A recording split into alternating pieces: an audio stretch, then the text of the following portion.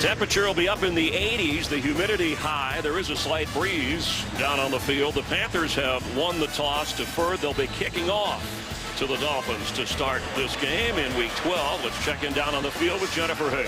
Well, Chris, I had quite the candid conversation with Cam Newton about the Panthers' success, and I asked him what's changed, what's clicking now that wasn't before, and he frankly admitted to me he gave himself a major attitude adjustment, told himself to stop sulking when things don't go well, and challenged himself to approach both this game and life more maturely and is more of a leader. Clearly, Chris, a self-scout that's paying dividends on the field.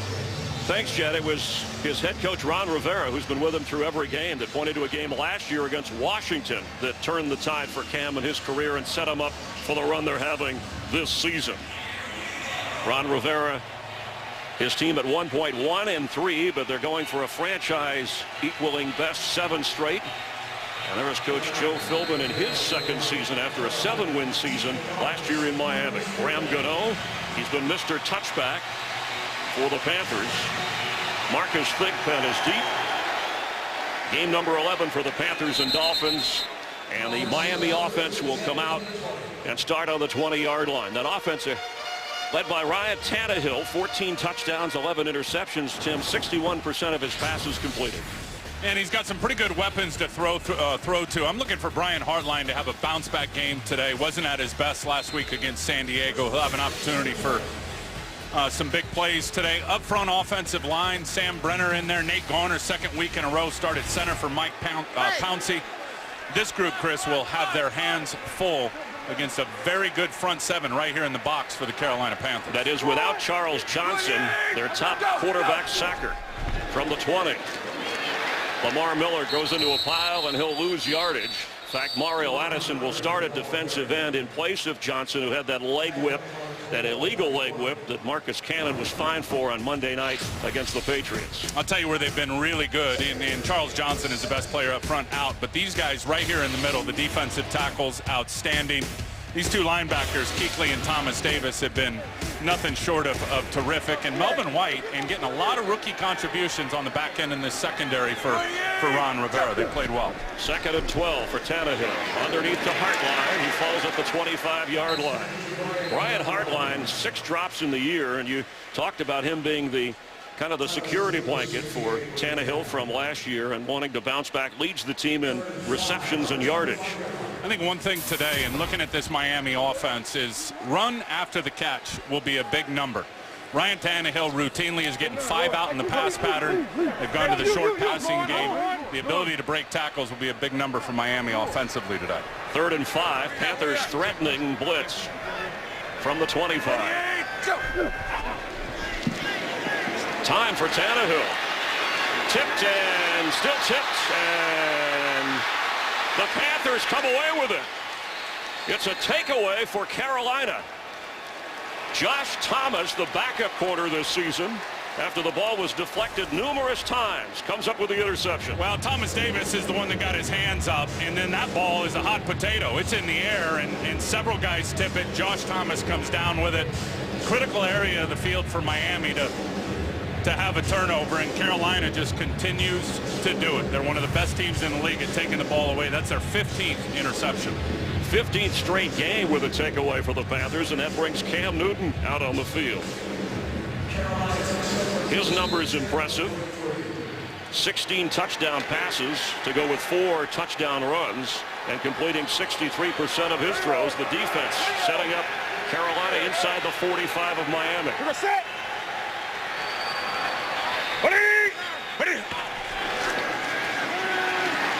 Cam Newton throwing.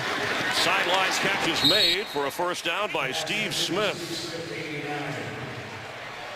And Cam Newton slow to get up after getting hit hard. Defensive line, the core of the Miami team. Oh, he just takes a shot right in the face right there from Cameron Wake. Wake comes in with 6.5 sacks, leading that defensive line of Miami. After a 13-yard pickup from the 30, first down Panthers.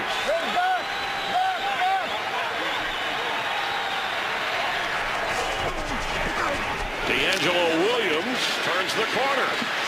Down near the 20-yard line. You saw that close shot of Cam Newton on the lip. Looked like he had taken a shot right in the mouth on that previous play from Wake. And Nate Chandler moves in to start at right guard on the offensive line. And, of course, the star receivers, LaFell, and we'll see Ted Ginn as well. Yeah, and then up front on the offensive line, they have provided a lot of leadership. Jordan Gross consistent once again. Byron Bell, tough matchup today out there against Cameron Wake at times. And I'll tell you what, yeah, Cam doesn't look right. Just looking at his face after taking that shot right in the face from Cameron Wake.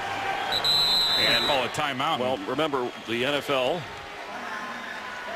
has a protocol. If in case there is suspicion of a concussion, they have somebody that will ask certain questions on the sideline to see if they need to advance the issue. And you see him spitting blood right there. It's clear that was a helmet-to-helmet shot from Cameron Wake. You said it. Sponsored by Southwest Airlines. Find our fares online only at southwest.com. Tim Ryan, Chris Myers back in Miami after the Carolina timeout from the Miami 22. Cam Newton back in 2nd and 2, handing off to D'Angelo Williams near the first down. But Tim, let's look at that play because it looked like it could have been a penalty on the shot that Cam Newton took from Cameron Wake. Well, there's no doubt it's a penalty as Cameron Wake comes off here. You see the crown of his helmet right in the face of Cam Newton. But I'll give Scott Green a pass. And if you're sitting at home wondering how does the referee not see that, well, he's blocked by the size of Cam Newton, and that's one of the issues with that position. In that kind of hit, it's hard for Scott Green to really see it because he couldn't see through Cam Newton to Cameron Wake. Cam Newton at 6'5". First down from the 20. Panthers after the interception on the move.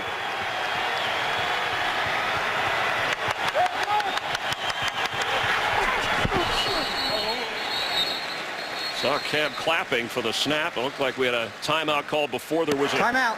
Carolina. Yeah, this Steve is their Smith. second charge timeout. Steve Smith it's a got it. 30-second timeout. Right at the last second. So they wouldn't have a penalty for delay a game. So now they've used 2. They have 1 timeout remaining here in the first half. This Panther team in the regular season, in the history, they have never beaten the Dolphins, going 0-4. But this is a different Panther team than we've seen in the first 2.5 years of the Cam Newton, Ron Rivera run. Well, I think they're finally figuring it out that it's the ultimate team sport. And Ron Rivera's message seems to be now, let's win situations. Let's not necessarily, because we all know they can play with anybody. They've done that the last 3 years, but let's not necessarily win every play. Let's win the game. Connect the dots to how good you are on defense and special teams with your offense. They've won the close games, including the last couple of weeks at home on Monday night against the Patriots and then on the road in San Francisco. Miami has played close games at home. And this is an area here in scoring position where on this 6-game winning streak, they've been lethal, Carolina. Pass is incomplete inside the 15 towards Steve Smith. Let's check in with Kurt Menefee for a game break. Kurt? Well, Chris, I think you and Tim saw Tavon Austin's last game. He scored 3 touchdowns of more than 50 yards against Indy. Third play from scrimmage today against the Bears, a couple of good downfield blocks, and he scored from 65 yards out on the pitch. They lead at 7-0 in the first quarter over Chicago, Chris and Tim. That's right, Kurt. We did see that spectacular run. That's the game Howie Long is watching his sons Kyle and Chris play. And Kurt will keep us updated on all the games throughout the afternoon.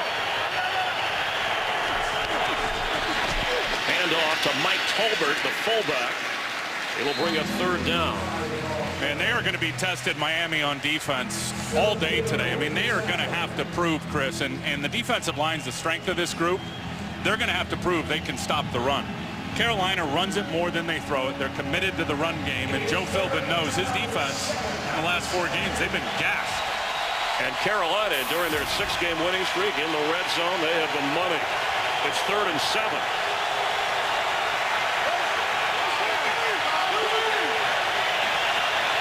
Watch out for Cam Newton's legs with this man covered. For LaFell. Cam Newton knocked down again. Cameron Wake in his wake.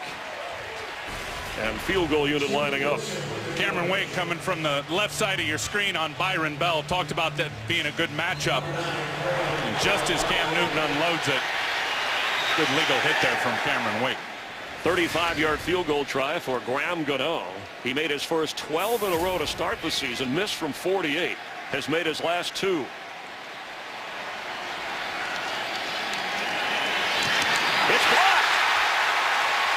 at the 31-yard line and going out of bounds. A special teams success for Miami.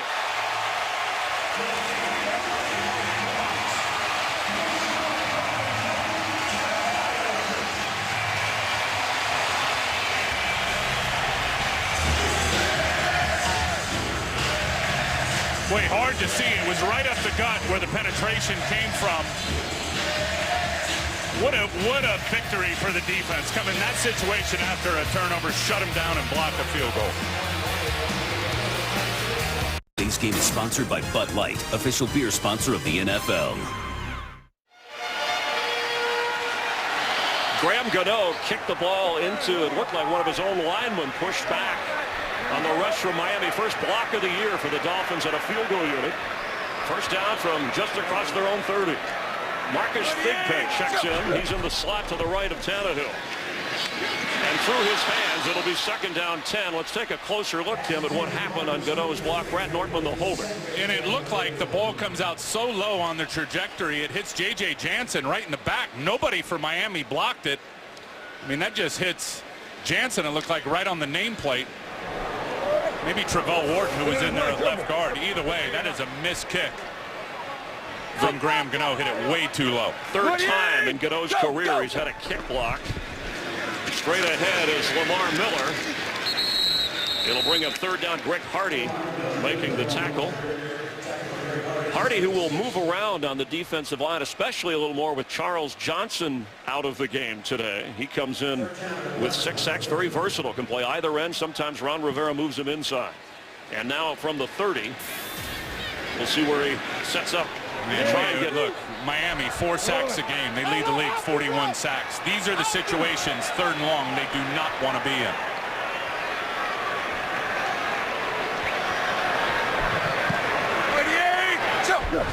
Need to get to the 41. And he goes down.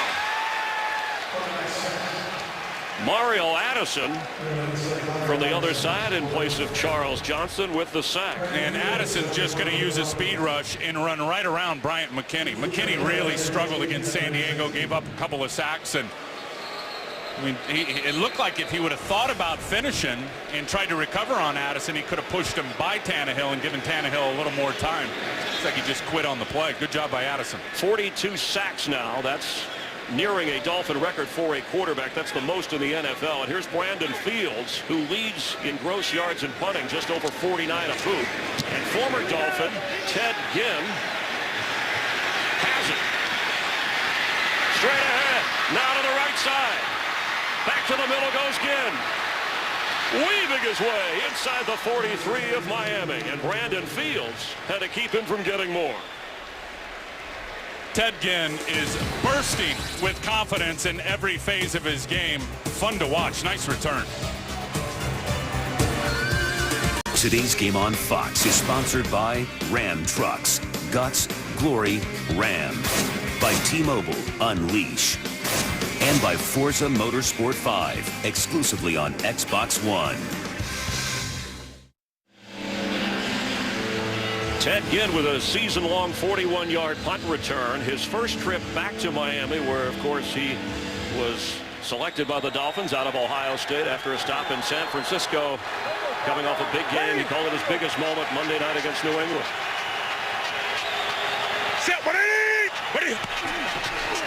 Cam Newton, the screen to D'Angelo Williams. Excellent blocking. He's inside the 30 of Miami for a Carolina first down. That is a great play call from Mike Shula, the offensive coordinator, and really caught Miami in a safety blitz. Watch right here as Chris Clemens is going to come off the edge, and then D'Angelo Williams just going to slip right by him. The timing was perfect. Good block downfield from Ryan Khalil. Getting close to right back in scoring position. Gain of 13 at the 29, first down. Again at the bottom of your screen. Straight ahead Williams. The Carolina Panthers, when it comes to controlling the clock, they've done that. They also know how to finish drives. They don't just get field goals. Look at that, Tim, the 8 touchdowns in that time. And it obviously, as we saw on Monday night, it limits the amount of time the other team has the ball. Now, there's two ways to limit opportunities for the other team. Number one is takeaways, and we've already seen one today, and Carolina's great at doing that on defense. And then just controlling the clock, which, looking at that graphic, you can see they've been outstanding in that area. 2nd and 8. Cam Newton is in trouble. Can he get away? No.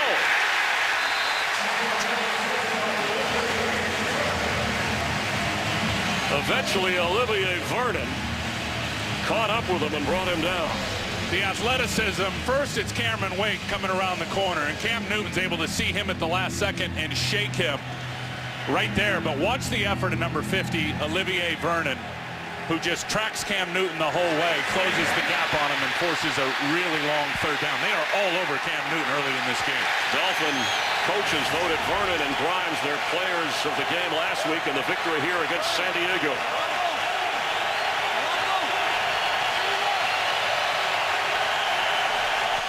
A 3rd down and 15. Cam Newton is going to get rid of it.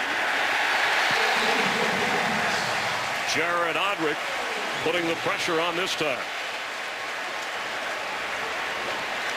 Tell you what you want to see now for Miami. It's all been great. They've been whipping the guys one-on-one up front, finish, and get Cam Newton to the ground. And all of a sudden, those pressures become huge sacks. Ram Gano, who had his 35-yarder block, will try from 52. Now, this is his area. 5 for 5 from beyond 50 this season. He holds the Carolina team record for most 50-yarders.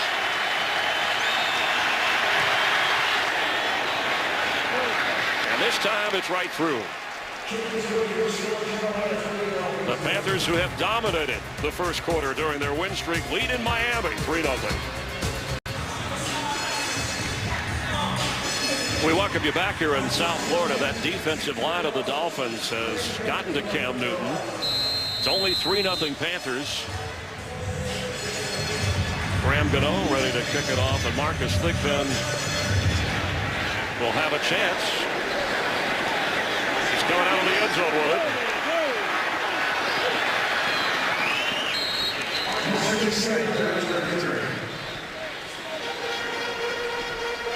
Tim Ryan, Chris Myers enjoying the game so far. Well, we knew that the Panthers had allowed the fewest points per game, just over 13 to lead the NFL, but this Dolphin defense hanging in there, even though they've been put in a tough spot. The Miami offense has yet to do anything. Well, and Carolina's only given up 8 first-quarter points all season long. They've been outstanding starting games, but the story so far is Miami's defense. You're absolutely right. The way they came on the field after the turnover, they were able to force a field goal opportunity. They block it. They are all over Cam Newton. Tannehill with a quick drop and throw. Hartline has it near the 45-yard line for a Miami first down. Carolina jumping in man coverage. Here it is right here on the outside. Melvin White, the rookie, already in a trail position right from the get-go, and that's a good read and an accurate throw from Ryan Tannehill in there to the hurry-up offensively. At the line from the 44 after a 21-yard pickup. Go, go! Daniel Thomas. And Melvin White was the guy who got worked on Monday night at the corner. We may see a little more of Josh Thomas worked into that secondary. Thomas had the interception early from Tannehill. Boy, you look at this right here. There's a good down block by Sims. You got right here Daniel Thomas, Quentin Michael. Look at the huge hole right there to the right. You make one good cut on Quentin Michael, you may go the distance. Not good vision there by Daniel Thomas. 28, choke! Tannehill rolling for Mike Wallace. He's got it! Touchdown Dolphins!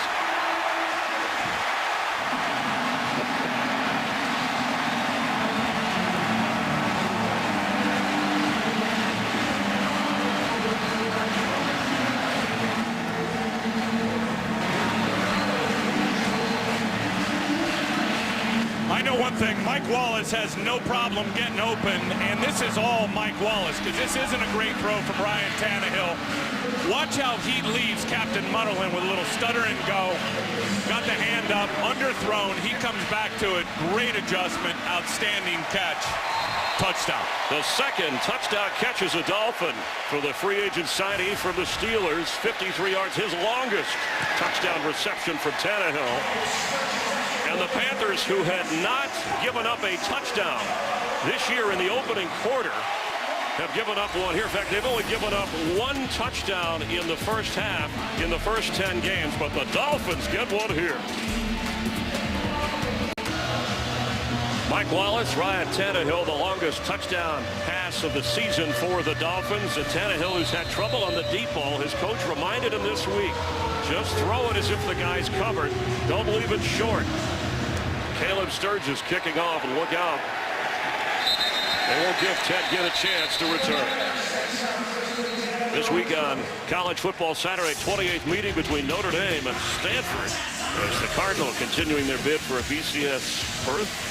Fighting Irish hoping to cap their regular season with an upset win. Coverage beginning Saturday, 6:30 Eastern only on Fox.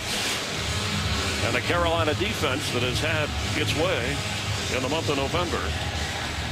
Well, they're dealing with speed in this game from Mike Wallace. That they don't have a guy back there that can run with Mike Wallace. It's really that simple. That was a great play. I mean, that was not a good throw. Let's see. Nobody's happier right now than Ryan Tannehill that his receiver came down with it on the big hookup. Cam fakes and throws. That's Greg Olsen who gets to the 24-yard line. Colomisi making the tackle. Ron Rivera alerted his team, and he said, this kind of game concerns me. We have to handle success. A short week. We're coming here to face a team that's played very, very well at home. They've handled their problems, and he told the Panthers about that. And Ron knows it, and you just said it. Short week. 2 big signature wins. Short week. Are they ready physically? And right now, Miami, certainly right here with this group, they're winning the matchup at the line of scrimmage. LaFell in the backfield. The handoff to Stewart, Jonathan Stewart. And it'll bring up 3rd down. Well, Ron Rivera said Monday night right away, and you could hear even the players repeating it, forget about this game. We've got to go forward. That's one thing to say it. It's another thing to feel it. Meanwhile, Joe Philbin told us that his Wednesday practice, his primary practice, he gives the Dolphins Thursdays off, was one of the best practices of the year for his team. I'll tell you what, I give Coach Philbin a lot of credit. All the distractions and all the issues up front with the offensive line, and this team has played some pretty good football. They've won 2 of the last 3.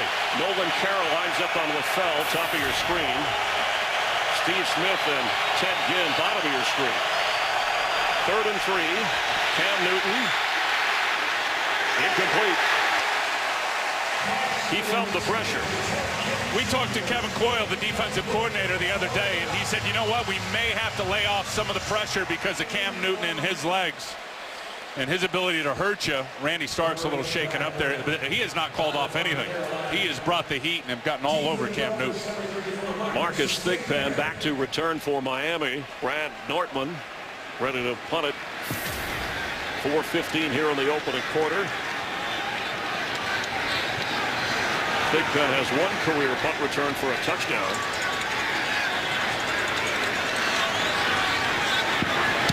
That was close to being blocked. They've already had a field goal block. Thigpen has room.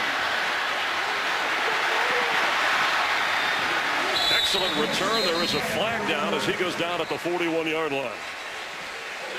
A 52-yard punt and a 19-yard return. Our referee is Scott Green. He's a lobbyist in Washington, D.C. for criminal justice agencies, but focusing on the flag here. We want you to know you're official. Well, last time he was here, he refereed a Super Bowl, Scott Green. Holding, kicking team, number 10, number 56. It's a 10-yard penalty. We'll add 10 yards to the end of the play. 1st down. That's A.J. Klein. Here's Klein here, left tackle on the punt team. And he's got his hands full. And he just gets drove to the ground and pulls the rusher down with him. Mike Wallace goes to the bottom of your screen. He had the touchdown catch already in Carolina territory after the penalty. Puts it at the 49.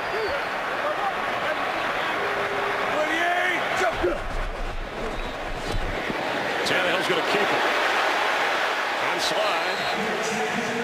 Luke Kuechly, who leads the NFL in tackles, knocked him down after he slid. And I think the Dolphin fans would love to see more of that from Ryan Tannehill. I was talking to Jeff Ireland down on the field. He said, look, I clocked this guy, the general manager. He said, I clocked this guy 4.57 at the combine. He can run. And crossing the line of scrimmage is a huge weapon for Ryan Tannehill. Needs to do it more. Go! 2nd and 5 to give to Thomas. That'll bring a 3rd down. The Dolphins, remember, had just 2 yards rushing against Tampa Bay. And then last week at home, they, as a combined rushing attack, went over 100 yards, averaged better than 5.5 or close to that per carry. And that was something that they wanted to do coming into this game, which is tough against this defensive line. Well, it's tough when you got so many moving parts up front with new offensive linemen. I mean, they need to find chemistry in the run game. It's harder than finding it in the pass game as offensive linemen. No Mike Pouncey at center. 2nd straight game. Pass incomplete. Rashard Matthews, the target, was a little bit off target, and it'll be 4th down. Captain Munnerlyn came in to put pressure on Tannehill. Still could have been caught, though, by Rashard Matthews, because Tannehill hangs in there just long enough as he's going to get blasted right here by Captain Munnerlyn.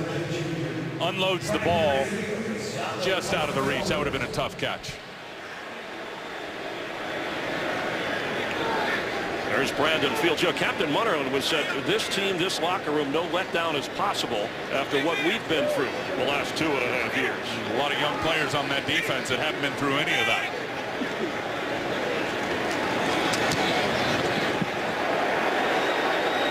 Fair catch, Ted Ginn, right around the 7-yard line. Panthers on offense trailing by 4, and our aerial coverage provided by DirecTV. So far, no rain, although you never know when a shower will pop up here in South Florida. We're just down the road from Chaminade-Madonna High School, where John Beeson actually went to school. We're on the Dade-Broward County line. Beeson, since traded to the Giants, has had a positive impact for them, and the Panthers have taken off as well. Yeah, the Carolina Panthers haven't. Well, they lost the one because he went before the Arizona game, their last loss for the Carolina Panthers. Beeson's been a nice addition for the Giants. Tim, you talked about it at the top of the show. Cam Newton, he had 3 interceptions in that Arizona game, the last loss for Carolina. He's only had a total of 3 the entire 6-game winning streak. Taking care of the football.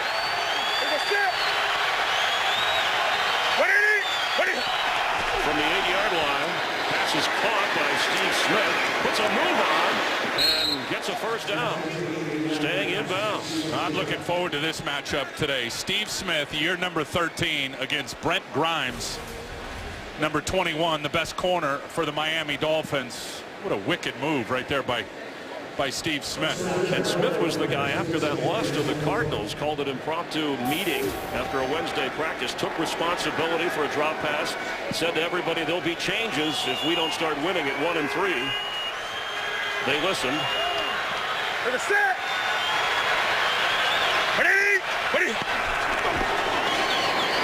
Jonathan Stewart looking for a hole, can't really find one. Philip Wheeler making the tackle. These linebackers playing well so far, Wheeler and Donnell Ellerbe, and they've got their hands full today, and I'll tell you why. You got 2 different style of backs, really 3 if you include Tolbert with Jonathan Stewart and D'Angelo Williams.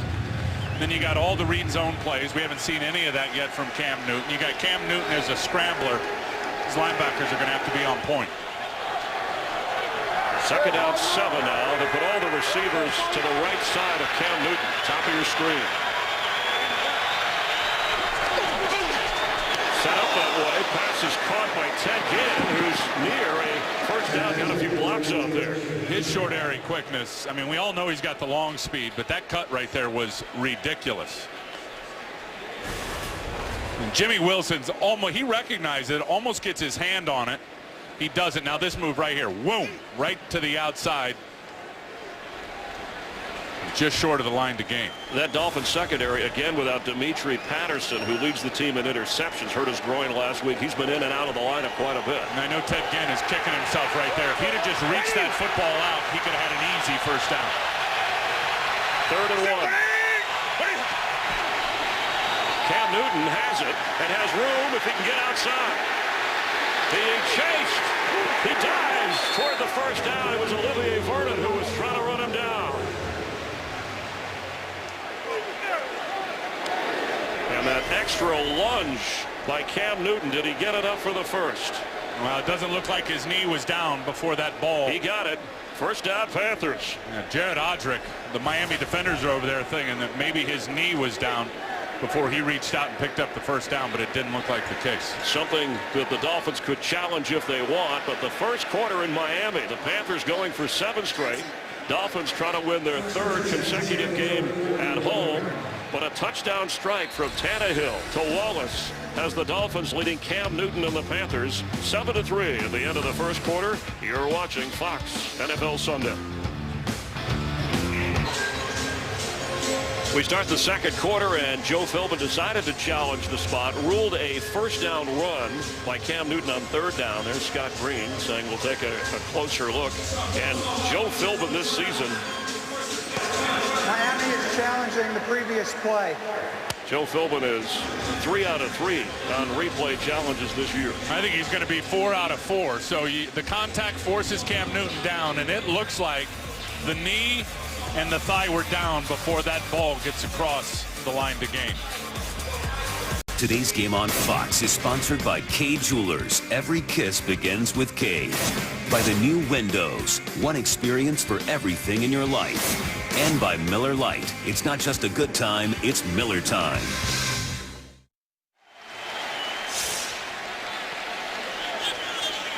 Joe Philbin's challenge of the first down run. Scott Green. After reviewing the play, the quarterback's knee was down short of the 30-yard line. It'll be 4th down on the 29 3/4 yard line. Miami is not charged with a timeout. And you could see it right there. I mean, the players knew what they were talking about. Just watch the right leg as it touches the grass right there, and the ball short of the 30-yard line. Mike Pereira, our rules analyst, saying all you need is that tip of the ball to get to the 30, but it didn't. That tip didn't get there. His knee was down, so a great challenge by the Dolphins. It really swings things as the Panthers set up to punt. Brad Nortman. Marcus Thigpen. And he'll get knocked down right around the 20-yard line. Josh Thomas making the tackle as Cam Newton and the Carolina offense held to just a field goal so far. Fox tomorrow, don't miss the show. The critics are raving about Almost Human is gripping, groundbreaking as one of TV's most irresistible duos. An all-new episode of Almost Human tomorrow at 8 Eastern, 7 Central on Fox. They spot the ball at the 21-yard line. Lamar Miller the back. I'm just waiting for Charles Clay, who's lined up, looks like here in the backfield, to start to heat it up. He is a very good player, number 42. Tannehill to throw. Sideline open. That's Wallace. Catch made inside the 25. Again, he had to wait for the ball, and again, he beat Captain Munnerlyn.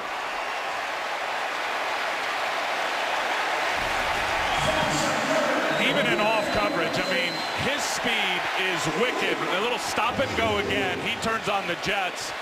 And for the second time in this game, he's got to slow down and wait for it. For the second time in this game, he makes a great adjustment and comes down with a big catch. Let's see if he maintains control all the way down. He did.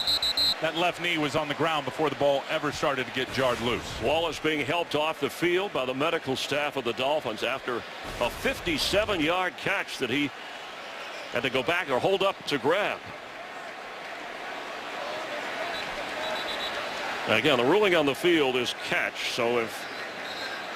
I don't think Ron Rivera can challenge this and use his 3rd timeout and burn him for the first half. They only have one remaining. That's right. Left knee is down before that ball ever starts to come out. Signal to play on. Well, I'll tell you, Mike Wallace, he's got no problem getting open on the go routes. It's been, you know, sometimes Tannehill, sometimes his drops. It's good to see him get it going here today. 3rd 100-yard receiving game of the season. We are going to get a challenge now, and it comes from Ron Rivera on the Panthers sideline. Wait, I don't think that's a good challenge with this much time left here in the second quarter. Dolphins won their challenge, so they have 2 more that they can push. For Rivera, he's on replay challenges you see this season, just 1 out of 5. Mike Wallace, who when he was with the Steelers, Tim, in 4 seasons. Carolina is challenging the ruling on the field on the last play. In 4 seasons, he had 32 touchdowns as a member of the Steelers. He had 1 coming into today and has 1 more. 2 total for Miami. Ruling on the field is catch made by Mike Wallace for 57 yards, challenged by the Panthers. And you got to have firm grasp or grip on the ball, and then there's an element of time to start a football move. That to me looked like a catch. After reviewing the play, the ruling on the field stands. Carolina will be charged with their 3rd and final timeout.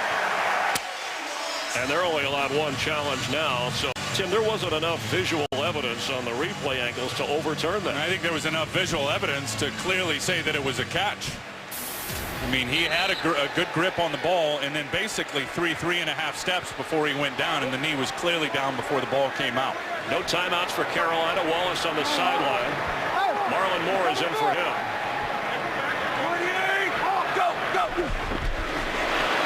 And off Lamar Miller. It's down inside the 18-yard line of the Carolina Panthers. Tannehill 4 out of 7, over 135 yards and a touchdown. Also suffered an interception. 2nd down, 6.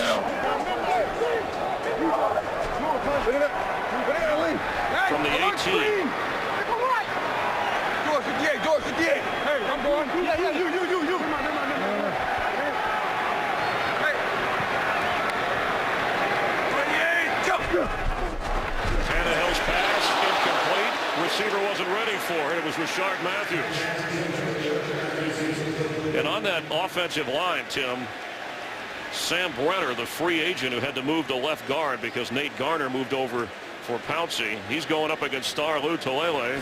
They spent 3 years working against each other in Utah. Yeah, that's right. And as Coach Philbin said, and Rashard Matthews wasn't ready. That's a good job by Luke Kuechly baiting that blitz and then getting into the throwing lane. But as Coach Philbin said, he did it in practice. Hopefully he can do it on Sunday. That Brenner matchup. Mike Wallace checks back in for the Dolphins. Tannehill the other way. Completes. That's Marcus Thigpen down around the 15-yard line.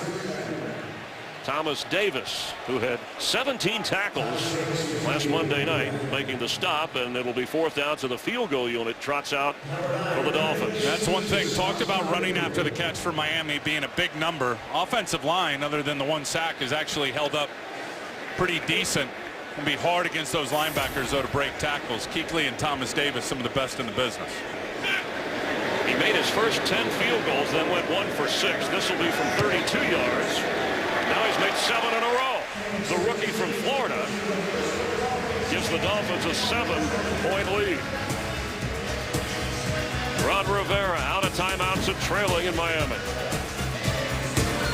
Today's game is sponsored by your next truck, Ford F-150.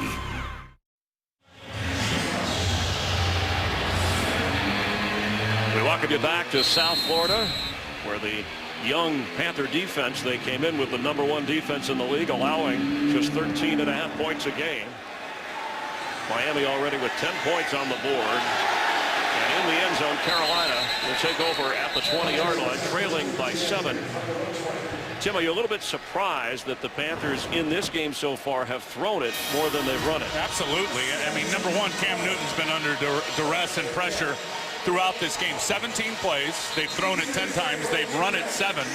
And I know Miami's good up front, but Carolina has been committed in this 6-game winning streak to running the football. And frankly, they just haven't done it. They haven't gone to it. They need to get back to it. They'll have a chance. Of course, Cam Newton getting hit 6 times early in the game. He's yet to really take off and run other than that 3rd down try, which was reversed. And they did not get the 1st down. He's ready to throw. From behind. He's going down. The rookie, Deion Jordan. The third overall pick closes fast on Cam Newton.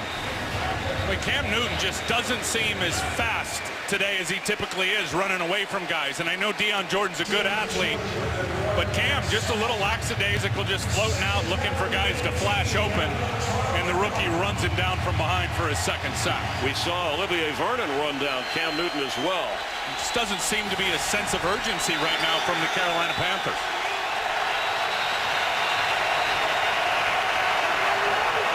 Second and 18.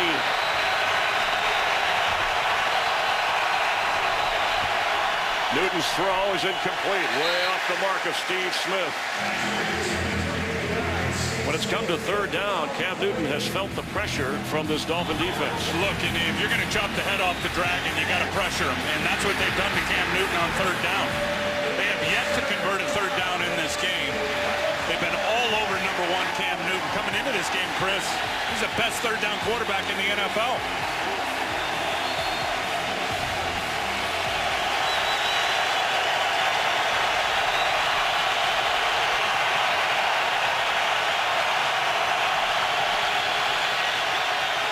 Newton has all day and goes underneath to the fullback Tolbert, and it'll be fourth down.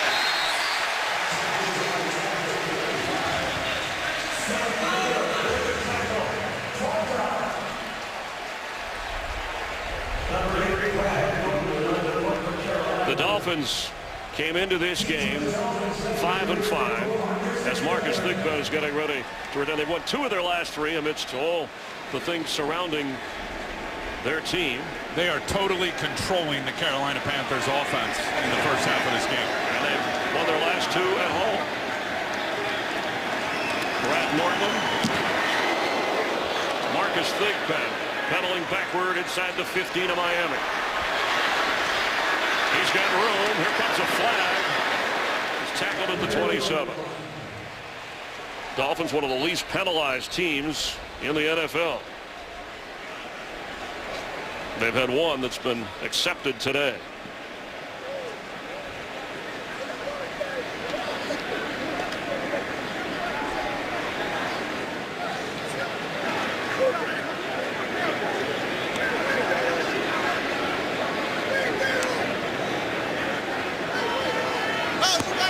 Holding receiving team during the return. Half the distance to the goal. First down. Timeout. We didn't get a number from Scott Green, but that's a career-long punt for Nortman of 72 yards, and the penalty puts Miami back a bit. Along with Tim Ryan, Chris Myers, and Cletus enjoying the game. He knows where there's a big game in town.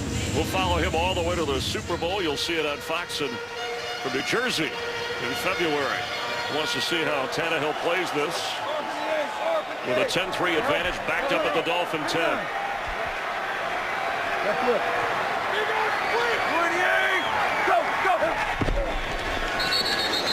Whistle.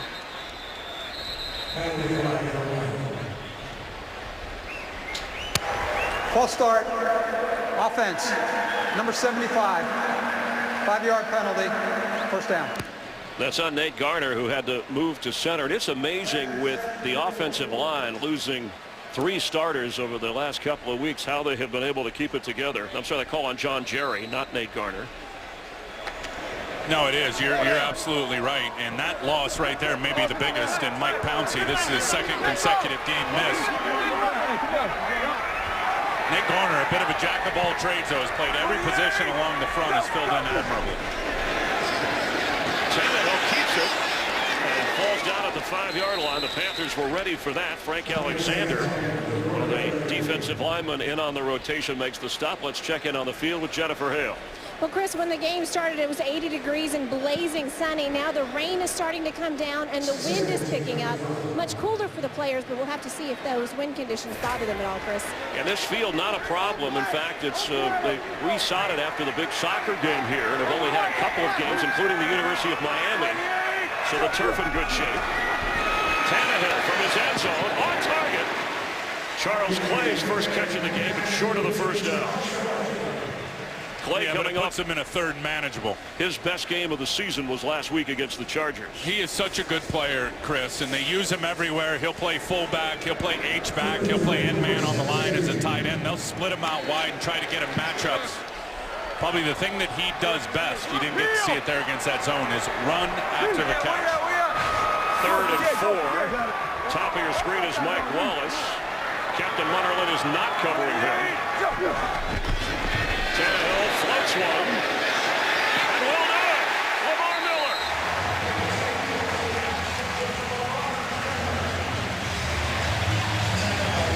Boy, what a nice read, number one, and then throw from Ryan Tannehill. Lamar Miller on the wheel route against a defensive end, Greg Hardy. Tannehill sees it right away, lofts it up, puts a lot of air under the ball, and then just drops it right in the bucket. Good throw. You talked about manageable. They convert an 18-yard gain. First down from the 34-yard line. Go! Hand off Miller. Panthers swarm him inside the 35. Joel Klatt has a game break. Joel, what's going on? Hey, Chris, let's go up to Detroit. Matt Stafford to the corner of the end zone. That's big. Joseph Fourier, 11 catches on the year, 6 of them for touchdowns. Chris, Tim, all he does is catch touchdowns and then dance. It's 14-10 Detroit over Tampa Bay. And the standings in the NFC North. Tampa Bay next up for the Panthers. The Bucs next Sunday will play in Carolina. 28, go! 2nd and 9, Tannehill. Complete. Marlon Moore. You got to appreciate the way Ryan Tannehill is using his legs today to extend plays, keep his eyes down the field. Mario Addison flushes him right here out of the pocket, keeps his eyes down the field. Marlon Moore flashes open, and another completion for a first down for Tannehill. And from the 44-yard line, the Dolphins go right to the line. Lamar Miller the back.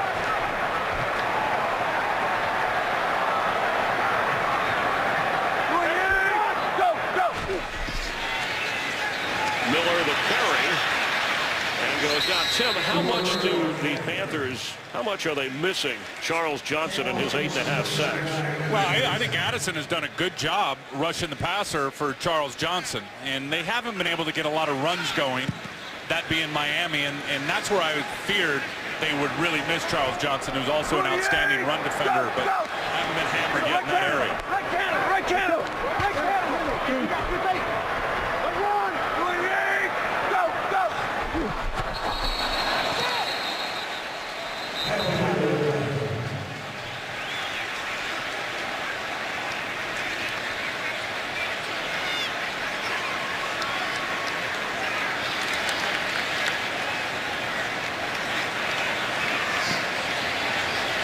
Offside. Defense. Unabated to the quarterback. Number 41. Also 96 was offsides. That penalty is declined. 2nd down. Right cannon, right cannon. You got your bait. One, Love young quarterbacks with good hard counts, and Ryan Tannehill has that. Light rain continuing to fall. It'll be 2nd and 2 from the 48 of Carolina.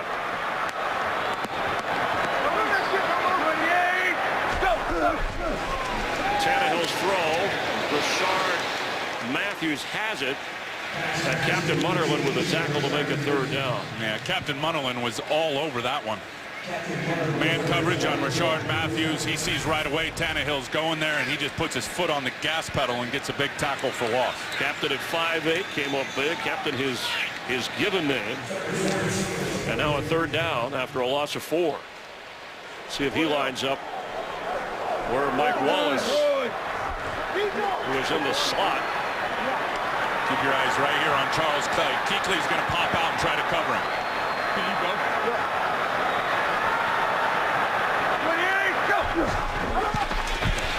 Tannehill out of the pocket, on the run. Almost picked off. Robert Lester had it, ran into Drayton Florence. And Lester's laid out.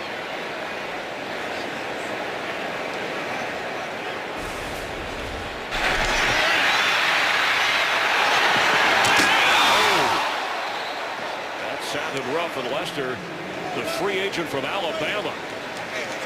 And you could see Drayton Florence did not see Robert Lester until the last second and then dipped his head. He's lucky he wasn't injured on the play. Lester had the game-closing interception on Monday night. Let's listen. Playing on a pass that probably should have ever been thrown because there was no way it was going to get to the receiver. Looks like we get a check from Jennifer Hale down on the field as they get to the sideline, and Ted Ginn Jr. back for Brandon Fields. And at the 5-yard line, after a 46-yard punt, the Panthers will take over on offense.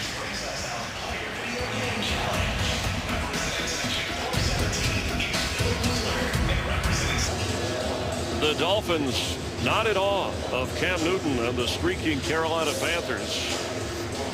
The playoff picture, Carolina in terrific position. They'll play the Saints twice over the final 5 games of the season. Well, they still got an opportunity to win this division. They've already beaten San Francisco. Now, they did lose to Arizona if you get into tiebreakers. A lot of football to be played and a lot to be decided, but both of these teams and their fans know that their team is in position. They control their own fate. Miami plays the Jets twice. Ready? Set, ready? Jonathan Stewart is shoved back. They can't block the defensive line of the Miami Dolphins. That was Jared Odrick that time. They can't do it. And Miami, who have been slammed on the ground game over the last 4 games, they've gotten it right so far today, both stopping the run and getting after the quarterback. And that's something Ron Rivera said, the winning can mask some of your deficiencies. He said, we have not run the ball well. Cam Newton has run it just once, and that was for that no gain.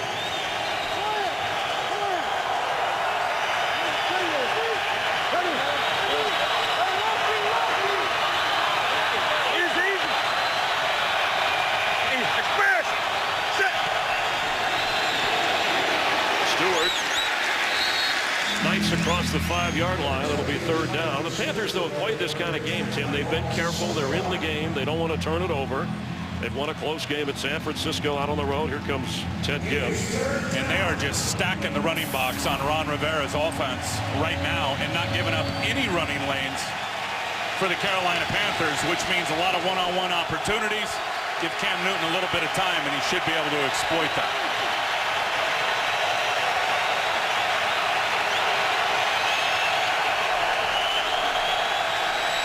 Newton throws, and it was tipped. It's 4th down. Looks like Philip Wheeler right there, 52, got his hand on it. Miami is on point. I mean, you just watch them, and it's almost as if Kevin Coyle anticipated sprint out protection. The whole line runs to the right. There's the breakup right there, the tip, but the whole defensive line saw it right away, and they flowed in the same direction. He was trying to get it to Ted Ginn. There's Thigpen ready to return the punt of Nortman, who's standing in his own end zone. And I mean in the back of it. His last punt was 72 yards.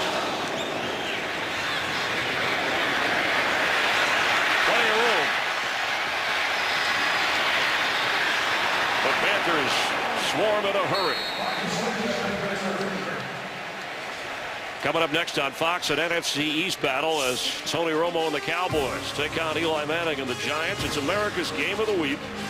Our Fox NFL Sunday doubleheader continues, and that's coming up after this when you talk about playoff teams in that NFC East. How about the Giants after their rough start? Unbelievable. 4 consecutive wins, playing better on defense. A little bit of a running game with Andre Brown, and Eli Manning's not turning it over like he was early in the year. And Robert Lester back in. The defensive back number 38 who went down injured, who's been key with 3 interceptions for the Panthers this year. On 1st down, Tannehill to Hardline. He breaks the tackle to the 35 of Carolina. They're killing the man coverage right now by the Carolina Panthers. Great adjustment by the wide receivers.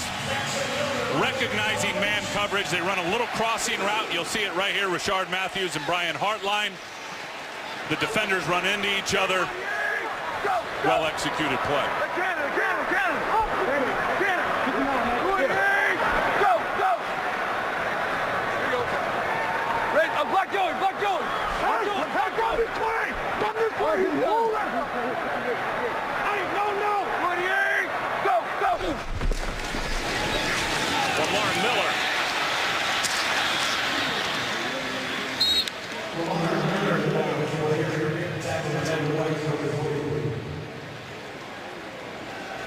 Ryan Tannehill, 10 out of 15. He's just under 200 yards passing.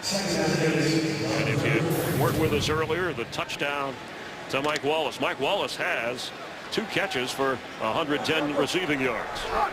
And he's at the top of your screen. There you go. 28! Go! Underneath, catch made. Michael Agnew, the reserve tight end. Tell you what, the offensive line has been impressive for the Miami Dolphins so far. You think of all the sacks they've given up this year. Got 3 moving parts with 3 basic backup players out there starting. Against this group of pass rushers, they are without Charles Johnson. They have held their own today, this Miami front. Johnson with a right knee brace on crutches earlier in the week. Inactive today. 3rd and 3. Floating it, and a little too much for Charles Glenn. Missed opportunity for Tannehill. That time we worry about his underthrows, or at least the Dolphins have. An overthrow there brings out the field goal kicker. And here's Clay here. It would have had to be a great throw because they rushed 3. You got 8 guys in coverage for the Carolina Panthers. Looks like Charles Clay and Tannehill weren't on the same page. He broke off his route, and Tannehill threw it right down the middle of the field. From 47 yards, he will try. Sturgis made from 32. He's got another one. The underdog Dolphins have expanded their lead over the Panthers. 13-3 as we near the half. What's Kurt Menefee have coming up? Coming up on the Visa halftime, Randy Moss is in for Howie, so brace yourself for another Steelers-Browns rivalry game. And the Jets will try to hold up the final playoff spot in the AFC. And more suspender references, all coming up on the Visa halftime. So brace yourself. Brace yourself. But I wonder the boots, why Terry, why his boot, because you know that when they start talking, it does pile up in there. Fire Marshal Terry. Fire Marshal Terry. Well, the Jets, who the Dolphins play next, are trailing at Baltimore 9-3 at the half. Tampa Bay has gone ahead of Detroit by 3, and that's who the Panthers will get next. You get highlights of all that and what Kurt and the guys have for you. The Rams leading the Bears. Ted Ginn back to receive if he has the opportunity. Those total yards. Rather impressive for the Dolphins. Miami also has overtaken the time of possession here in the first half.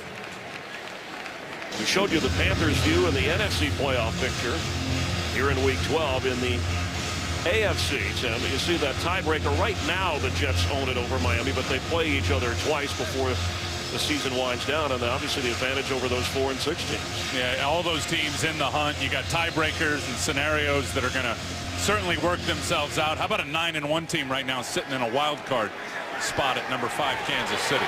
And you made the point earlier, Ron Rivera should not have challenged and lost that last timeout. They've burned him, so Carolina, no timeouts, just over 2 minutes to play in the first half. Maybe you start moving Cam Newton around the pocket a little bit. Open is LaFell, and it's intercepted. Nolan Carroll.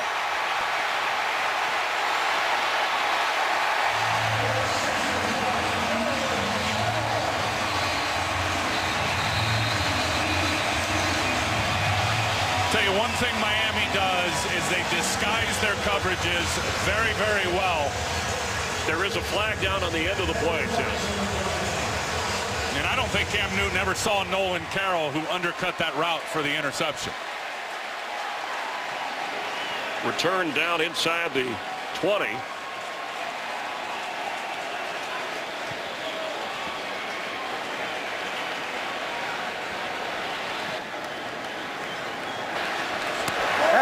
play, unnecessary roughness, 77, defense, 15-yard penalty, half the distance to the goal, first down. Nolan Carroll, the fastest player in that secondary, swooped in and took it away. And he is out to the left. He's out at the perimeter. Cam Newton never thought for a minute he was going to break off the perimeter and come to the slot receiver right down the seam and undercut that route for an interception. They got Cam Newton right there with the disguise and the switch. That's his second interception of the season. He got the start for Dimitri Patterson. The penalty was on Byron Bell. Sets the Dolphins up nicely. Go! Daniel Thomas works down inside the 6. And we have reached the 2-minute warning. The Dolphins have had the upper hand on the Carolina Panthers. As we near the half, Miami leads and they have the football. Cam Newton had been playing error-free football. That's his 9th interception, but he hadn't thrown one since the victory against the 49ers up in San Francisco. He got tricked that time by Kevin Coyle, the defensive coordinator, lining those guys up in coverage. Really good. The Dolphins can get a first down before a touchdown. They have all 3 timeouts. Tannehill underneath, juggled, and right to the 5-yard line is Daniel Thomas. Let's take a look at what you mean by tricked. And we know the speed of Nolan Carroll because LaFell was open. Well, Cam Newton's looking out here and is reading this corner, Nolan Carroll, and is saying, okay, this guy's got deep third or perimeter coverage at the very least, and look at him peel off that perimeter and go undercut that seam route to Brandon LaFell. Really well done. He has been harassed all day, has Cam Newton, and Joe Philbin has dialed up the right calls against Cam Newton, and now they have a 3rd and 4 from the 5-yard line of Carolina. With all of their timeouts, and looks like we're going to see Miami use one now. Some indecision, so they will have 2 timeouts remaining. The story of the first half, and Tim, you said, would this be the game? Well, there's one big play that Mike Wallace had, 53 yards for the touchdown here, as he has over 100 receiving yards. And Tannehill over 200 passing yards, giving it to a young fan there. I love that. Well, that's certainly the story, the 2 deep balls, and fans have been waiting for that since Mike Wallace got here. And 2 great catches because they weren't good throws from Ryan Tannehill. So that's the huge story on offense. And then defensively, are you kidding me? Cam Newton in this Carolina offense with 59 total yards. And they first half, they set the tone early, getting after Cam Newton and hitting him hard. Now 3rd down on offense for Miami. Empty set. This ball obviously coming out quick. Ryan Tannehill, end zone throw, incomplete. Man, did he get hammered? Rashard Matthews had it. And here comes a flag. Well, and Luke Kuechly just blasted him. And he had no chance to protect himself. That will be the definition of hitting a defenseless receiver. If you hit him anywhere in the V of the neck or higher, here it is. Yeah, helmet to helmet. That's a good call. Yeah, you can't lead much. It's a different kind of NFL. Although it looked like he got his forearm out there. But yeah, the helmet, you saw the other look, and there was definite helmet-to-helmet contact. That's a great throw from Ryan Tannehill, I'll tell you that. There's no foul for unnecessary roughness. All right, so Scott Green, the officials discussed it, and maybe this is Luke Kuechly. He's getting a break when the flags are thrown in the end zone. We all saw what happened against New England on Monday night. Let's watch this in regular speed, and the officials can watch it in a number of ways. It looked vicious. Well, it sounded vicious. But he got the forearm. But watch the helmet, though. Watch the helmet to the jaw of Rashard Matthews. That's right. 2 weeks in a row, 2 big breaks for Luke Kuechly.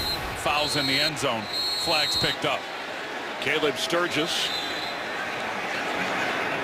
And we're going to have a timeout before he tries a field goal. This is their second charge. The Dolphins are going to use the timeout. Yeah, Joe Philbin wants to talk to Scott Green. Now, you can't challenge that. That's not a challengeable. No. Yeah, look at, come over here. I want to talk to you. Look at him. Scott will have to do some of that lobbying that he's so well prepared for.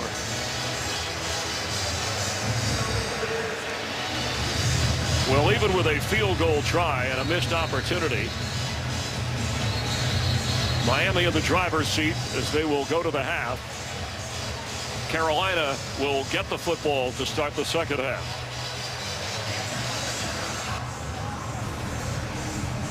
Here's another look at it, Chris. Great throw from Ryan Tannehill. Obviously defenseless right there at that point, Rashard Matthews, and gets blasted by Kuechly. It looked like Joe Philbin was arguing that it was a catch. Did he have his feet down and then possession? That's debatable. Now that, I guess you could challenge that if it's ruled incomplete. It doesn't matter. Field goal is good by Caleb Sturgis. He's 3 for 3 today. Let's take a closer look at this with Tim Ryan, Chris Myers, and our rules analyst, former vice president of officiating, Mike Pereira, is with us. Mike, your view. Well, I'll tell you, Joe Philbin has a real strong point about it being a hit on a defenseless player. It is. They should have stayed with that, at least in my opinion.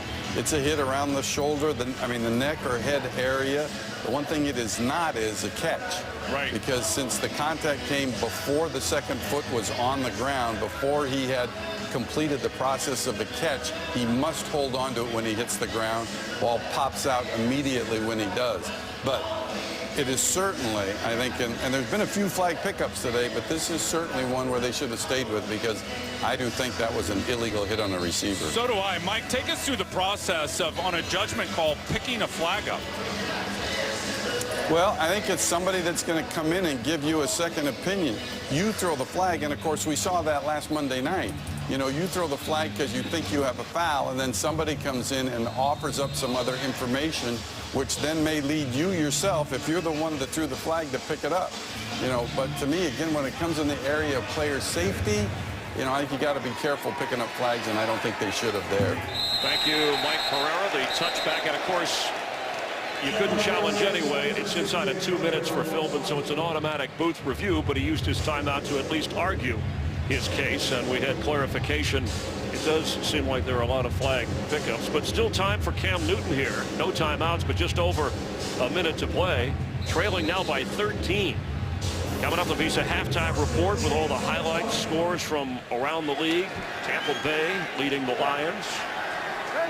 Rams ahead of the Bears. Vikings are leading at Green Bay. And a bit of a surprise here.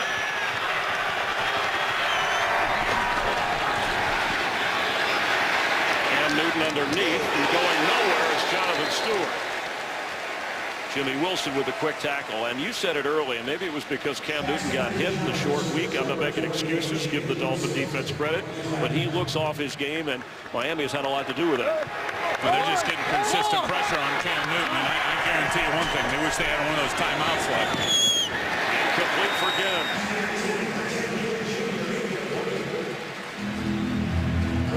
And Nolan Carroll, who had the interception that set up the field goal moments ago, was there on the coverage, and now it's 3rd down and 8. There's just something about the emotional high that Ron Rivera was cautious against, alerted his team right away, even last night, about coming into a place like this after big wins. Well, Ron knows as a player what it's like. I mean, a lot of great years in Chicago as a terrific linebacker. He gets it. It's an emotional game played by emotional people, and Carolina lacking that emotion today. 0 for 6 on 3rd down, and they finally are going to convert. That's their first conversion, and this was the #1 team with Cam Newton on 3rd down coming into the game. And really no sense of urgency here as that clock continues to tick down. Could have rushed to the line and got that thing spiked for about 4 extra seconds if they sped it up a little bit. Cam Newton has run the ball 1 time. He's 7 out of 16 for only 55 yards, suffered the interception. Look at that. Look at that. 6-game winning streak. Cam Newton's passer rating's been 102. Not even 30 today.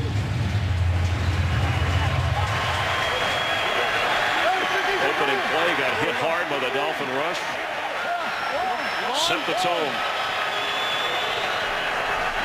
No timeout, 17 seconds. Throw to LaFell, who will get out of bounds. It'll bring up 3rd down with 12 seconds to go before the half. Again, the Panthers get the football. They deferred, so they'll start the second half, at least with the opportunity. And if they can get in range, you know that Gano has hit from beyond 50. Although he had one blocked early in the game after Tannehill was intercepted.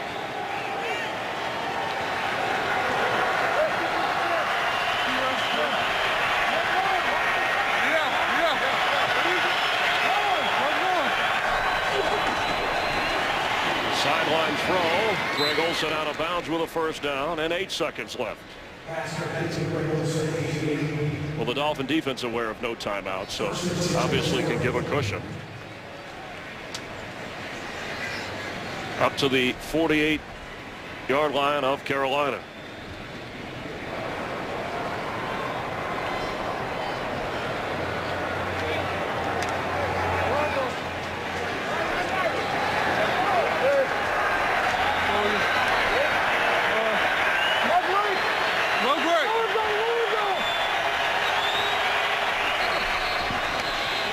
There's a flag on the high snap to Cam Newton.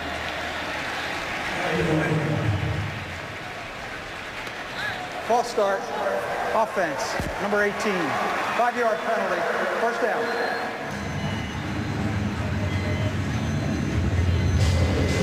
Looked like it was Ted Ginn.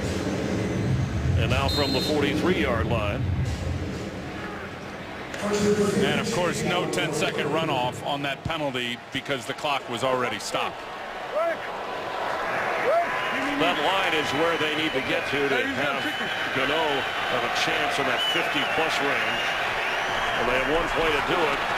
Low snap to LaFell. He gets rid of it. He's got room down the sideline. But look at the clock. Can he get out of time? Oh, 1 second, maybe 2, depending upon how the clock operator here has it, but here comes Graham Gano. How about the presence of mind by Cam Newton? A horrible snap by Ryan Khalil. Had to pick down and reach down and pick it up and then just drop one over to LaFell, who is a lot of yards after the catch. Nobody home out there on defense. You saw Greg Olsen kind of showing him the way to go. This will be a 46-yard try after they picked up 29 yards. And 1 second to go before the half.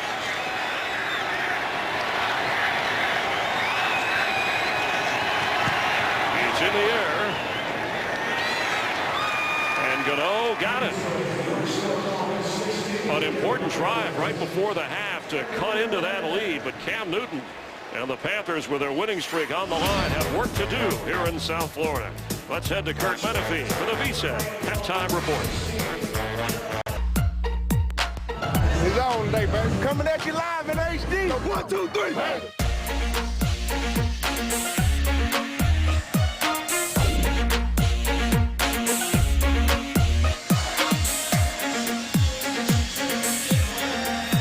Follow your favorite team all season long. Go to itunes.com/NFL. Back here in South Florida, the Dolphins kicking off and shocking the Panthers in front of the home folks with a 16-6 lead. Cam Newton has yet to really get going. He's run the ball just once, suffering an interception. Sturgis has 3 field goals for Miami. I'm not so sure Cam Newton's been right since that first play of the game when he got hammered by Cameron Wake. Ted Ginn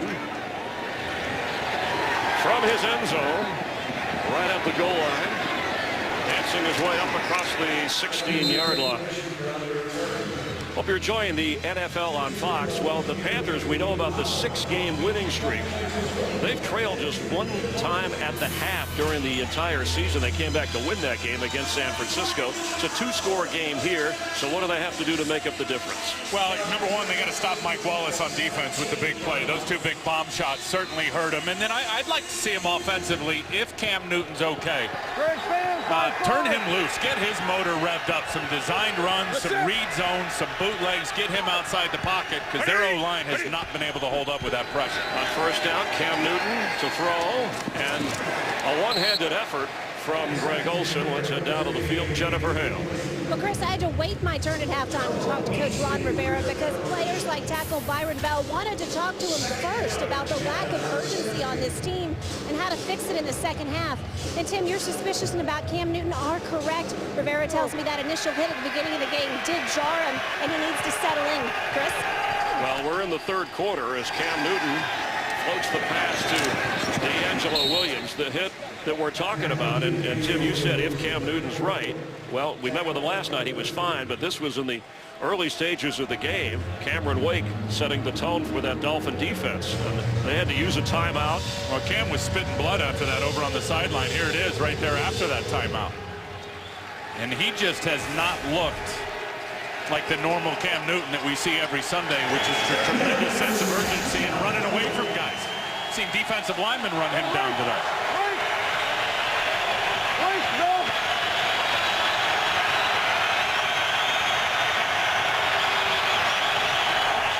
They're just dialing up these pressures. On third down, the catch made for a first down is Steve Smith. He goes to the veteran when he needed it the most. And that was a wobbler, too, that found his mark from Cam Newton. Kevin Coyle, the defensive coordinator in Miami, he is just turning this pressure loose. Let's see if Cam Newton, as he throws it, yeah, his arm got hit right there by the blitzing Philip Wheeler. Steve Smith still came down with it. After a gain at 12, on first down, airing it out. That's Ted Ginn running for it, and he can't hold on.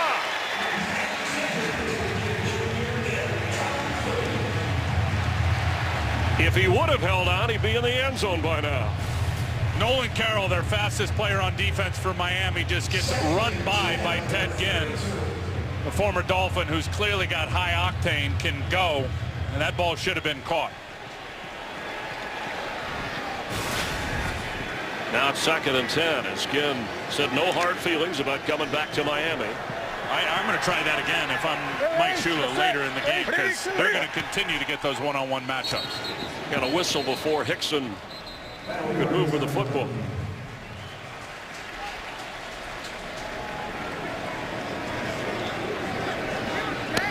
False start.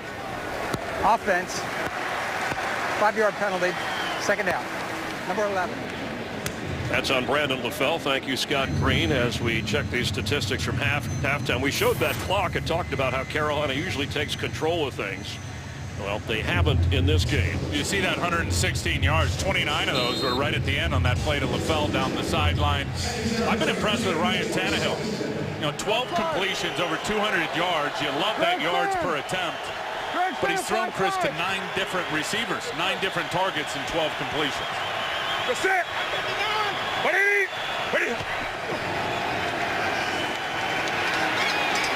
On 2nd down, Cam Newton has room to run. He's pointing for some blocking and gets up near the first down. And his 2nd run of the day may also be short of the first down. It'll be 3rd and about a yard. And that's what I was talking about with Cam Newton. He's got to get his motor going. And if he sees a crack in that pass rush, and defensive linemen being undisciplined with their rushing lanes, he's got to exploit it. He's got to go like you just saw. Extra lineman in on 3rd and 1 from the 41. Panthers' first possession of the 2nd half after they got a field goal right before the break. That's Mike Tolbert. The fullback falls forward. There wasn't any place to go. This should be an interesting spot here. Philip Wheeler was the guy who got to him. That spot looks like it's going to be short. The yellow line superimposed to help us. It's not an exact science. And where that spot is, it doesn't look good. Now, how aggressive are you? Ron Rivera told us he's a gut guy, but he also pays attention to statistics and numbers and trends. On 4th and less than a yard. No punter coming out. The Panthers at their own 41.5 are going for it.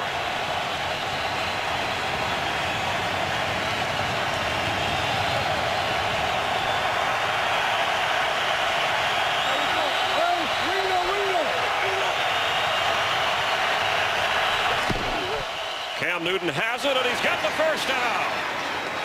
A terrific play call and execution from number 1. It's going to run a little quarterback power up inside. Cam's going to get it. He's going to follow his pulling offensive lineman, Nate Chandler, right there.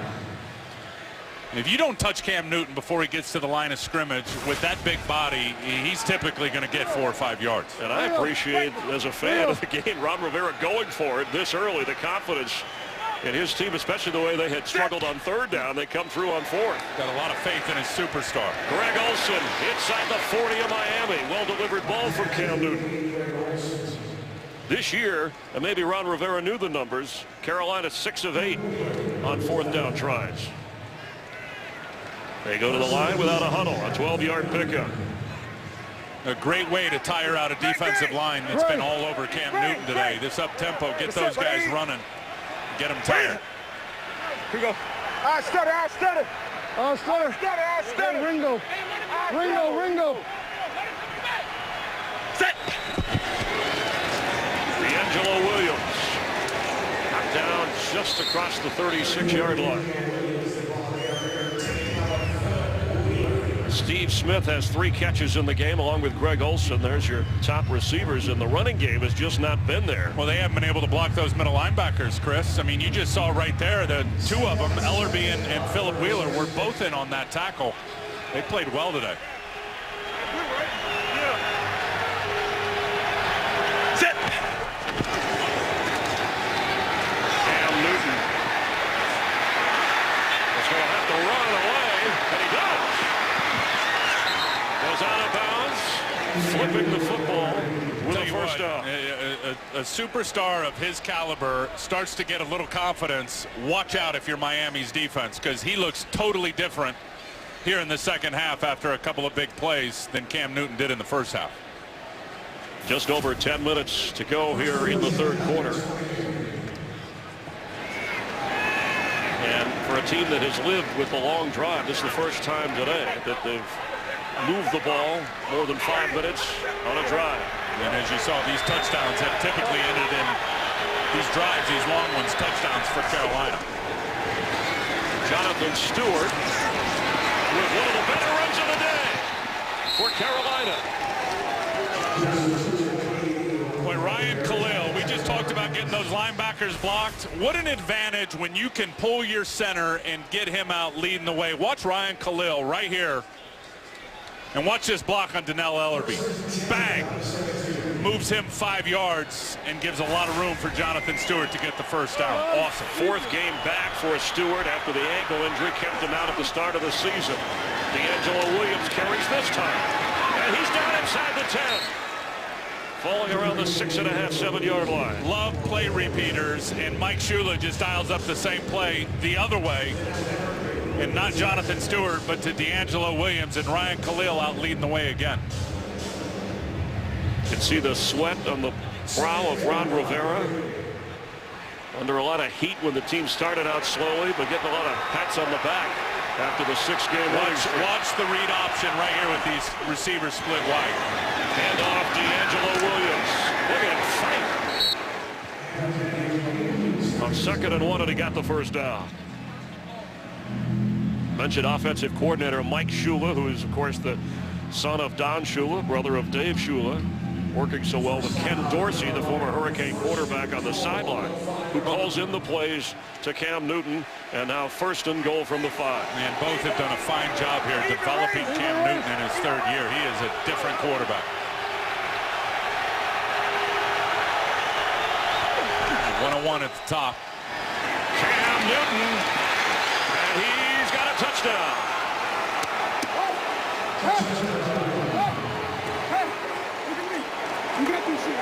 He made it look easy, working his way through that Dolphin defense. And as is his tradition, he looks for, whether home or away, a Panther fan somewhere. I love the way that Mike Shula and Ron Rivera have decided to put the ball right back into their best player's hands, Cam Newton, and what a huge impact on that scoring drive by the quarterback. Also got a great block up front by Byron Bell on the touchdown. A 14-play drive covering 83 yards. The extra point good. Nearly 7 minutes. And that's how the Panthers have won 6 straight. Cam Newton, his 83rd career touchdown through the air or on the ground. Today's game is sponsored by Southwest Airlines. Find our fares online only at southwest.com. And by Chevrolet. Find new roads. Along with producer Mike Burks, our director Michael Frank, Cam Newton on first down, running it into the end zone to get the Panthers to within 3. Marcus Thigpen is back.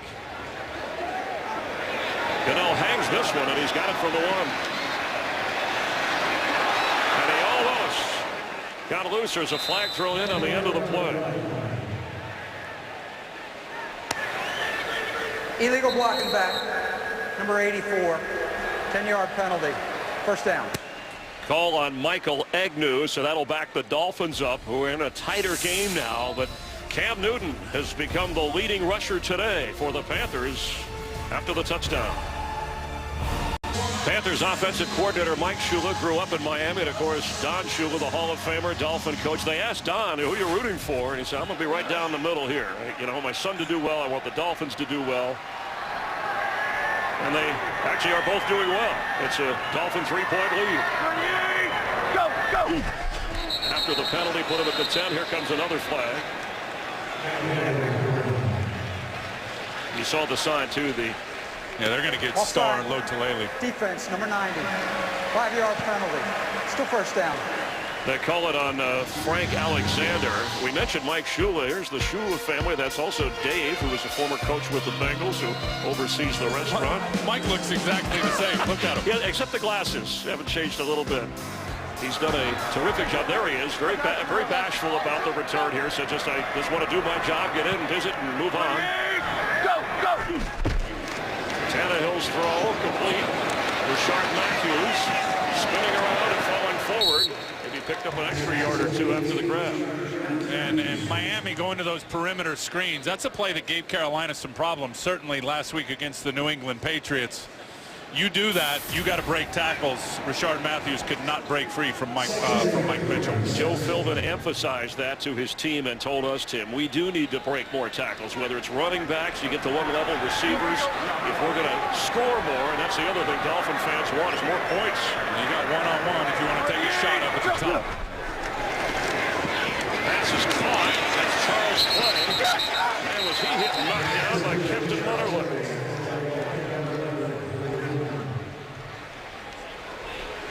Oh, Captain. And now a third down for Tannehill. Without a huddle, all they need is a yard.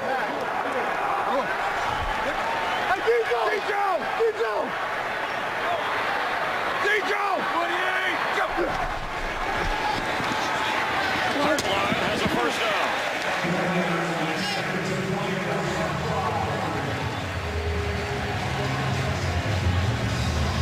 Tannehill is doing such a nice job with ball distribution. I mean, hard to get a tendency on where he's going to throw the football, Chris. He's been mixing it up and throwing it to everybody. And his receivers have held on to it. 4th catch of the game for Hartline. That leads all receivers. 9 different receivers have caught a pass from Tannehill. He rolls to his right. And throws for Wallace, incomplete. Frank Alexander put the pressure on Tannehill.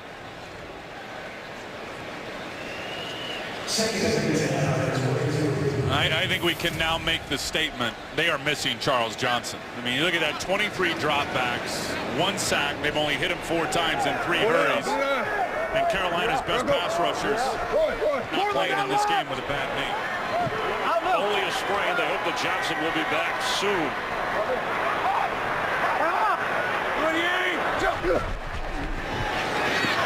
Pass is high, but the catch made by Matthews.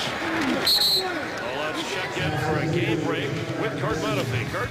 All right, the Chiefs trying to get back to their winning ways. Jamal Charles' 1-yard touchdown run put them up 21-17 on San Diego in the 3rd. But Chris and Tim, they've lost Tamba Hali and Justin Houston on defense to injuries, at least for now.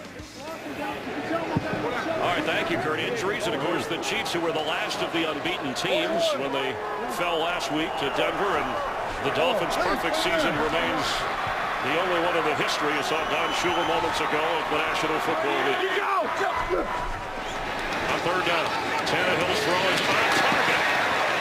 Deion Sims' third catch of the year, but Luke Kuechly was right with him. Well, that's just a great adjustment because Luke Kuechly has been up in the box, challenging as a blitzer, but then challenging here, but then dropping out.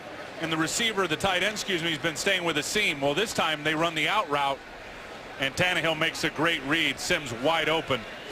And we're close to the first down. Going to get a measurement here. That's how close it is. We already had one of those that was ruled a first down by Cam Newton, challenged by the Dolphins, and it was overturned.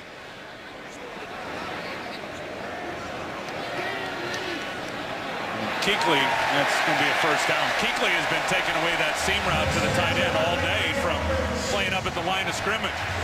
That time they showed him the same formation and ran an out route instead of a vertical route with the tight end wide open for the first down.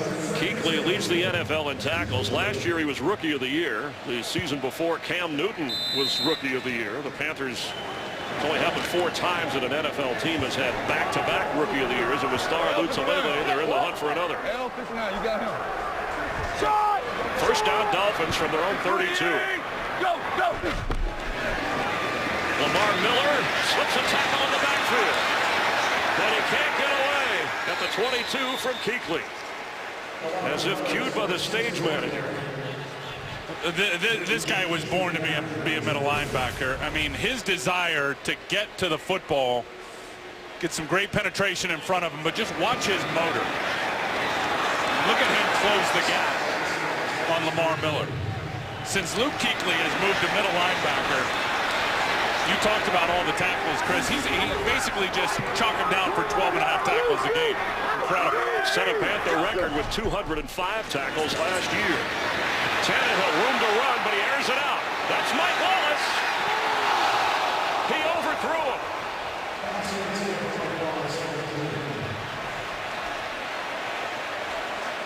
I think you just continue to go to this play until Mike Wallace can't breathe anymore because he's so tired. He's got no problem getting open, and it's just a slow and go. And when I say that, Chris, he really gauges his speed. Overthrown right there, coming off the line of scrimmage, and he comes off slow, kind of lulls the defensive back to sleep, and then turns on the gas, and nobody's going to run with him. And it doesn't matter who the defensive back is. They've tried different people on him today, from Munnerlyn to Thomas to White to the safeties. 3rd and 19 after Tannehill missed. Harry connects. Marlon Moore stopped short of the 35-yard line, and it'll be 4th down. Brandon Fields will come on and line up for the punt. Luke Kuechly, I like your comparison, said it reminds you a little bit of Brian Urlacher. Yeah, he does. The way he moves around and also the way he gets people in position. Very smart and just thirsts for more knowledge in terms of his football intelligence, and has become a full-blown leader on this defense only in year 2. And he is fired up on that Panther sideline.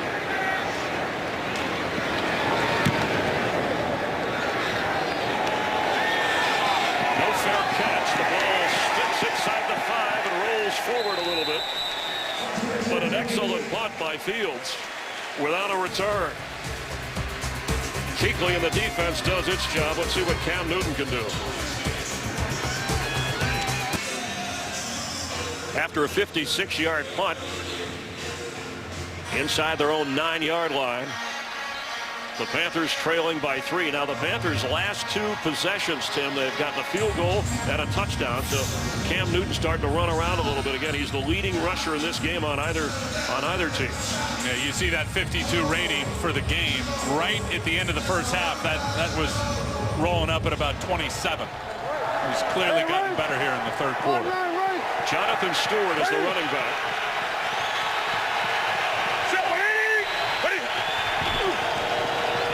He gets the carry and flip in the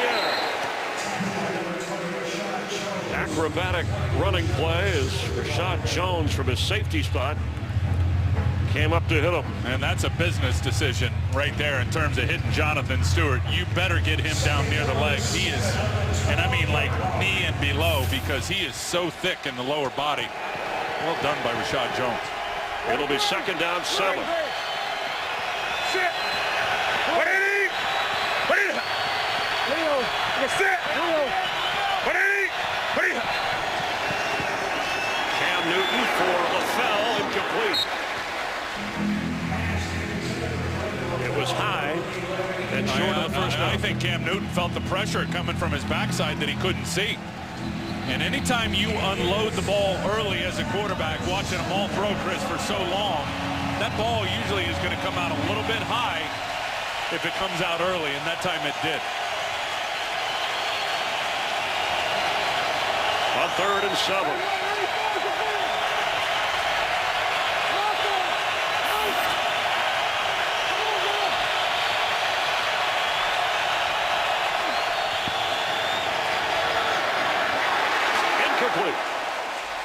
Carolina's 3 of 11 on 3rd down. That was intended for Ted Ginn. Remember their last drive, it took a 4th down play from Cam Newton to keep the drive alive, and then he got him into the end zone. And he really didn't need to unload that ball as soon as he did. I know the receiver flashed open, probably would have got tackled before the first down line anyway, but it was only a 3-man rush. Give Coyle some credit, the defensive coordinator. He's really been mixing it up on Cam Newton today. Kevin Coyle upstairs calling the defensive plays for Miami. Nortman in his own end zone. The punters have been busy and have delivered today.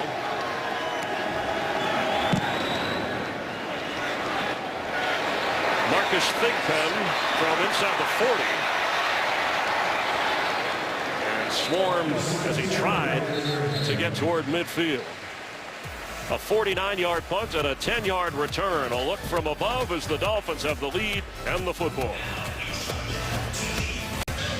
Statistically, coming into the game, Ryan Tannehill was the worst deep thrower, but he's done his part today with the big play. He's had underthrows and overthrows. Woody, go, go. Woody, go. From midfield on first down. Underneath, Lamar Miller knocked down. Now Tannehill told us, he said, when a guy's open downfield, I have a tendency, because he's so open, to kind of just get it there. I have to look like I have to throw it like he's covered. Well, I think what happens is you start to press rather than play. And Ryan Tannehill sees how open Mike Wallace gets, and then his thought process changed. I got to be perfect. I can't miss. And inadvertently end up missing. On 2nd and 3. Right you up, right you up. Big Leo. Right you up. Right you up.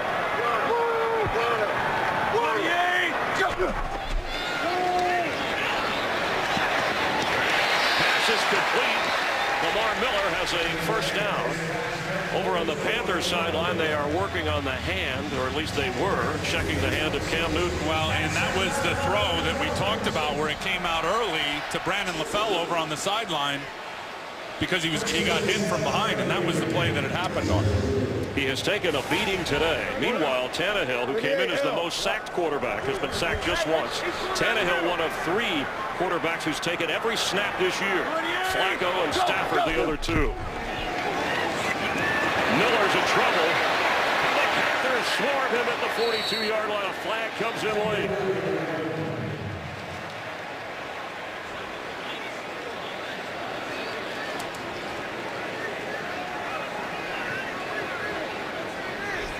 Holding. Offense, number 77. 10-yard penalty. First down. The call on the veteran Tyson Clabo. Never be without football. Get coverage of every NFL game on NFL Mobile. Call ** NFL to download it now.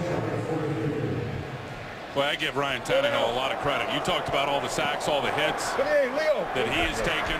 And that guy's toughness and resiliency, something to be said for.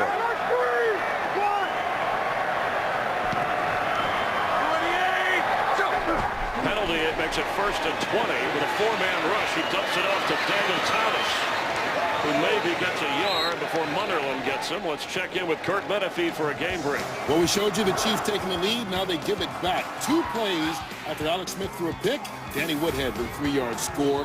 Chargers up now, 24-21 in the 3rd. Listen to it. Thanks, Kurt. That Charger team was in a close game here last Sunday before losing to the Dolphins. Daniel Thomas, the injured player, slow to get up.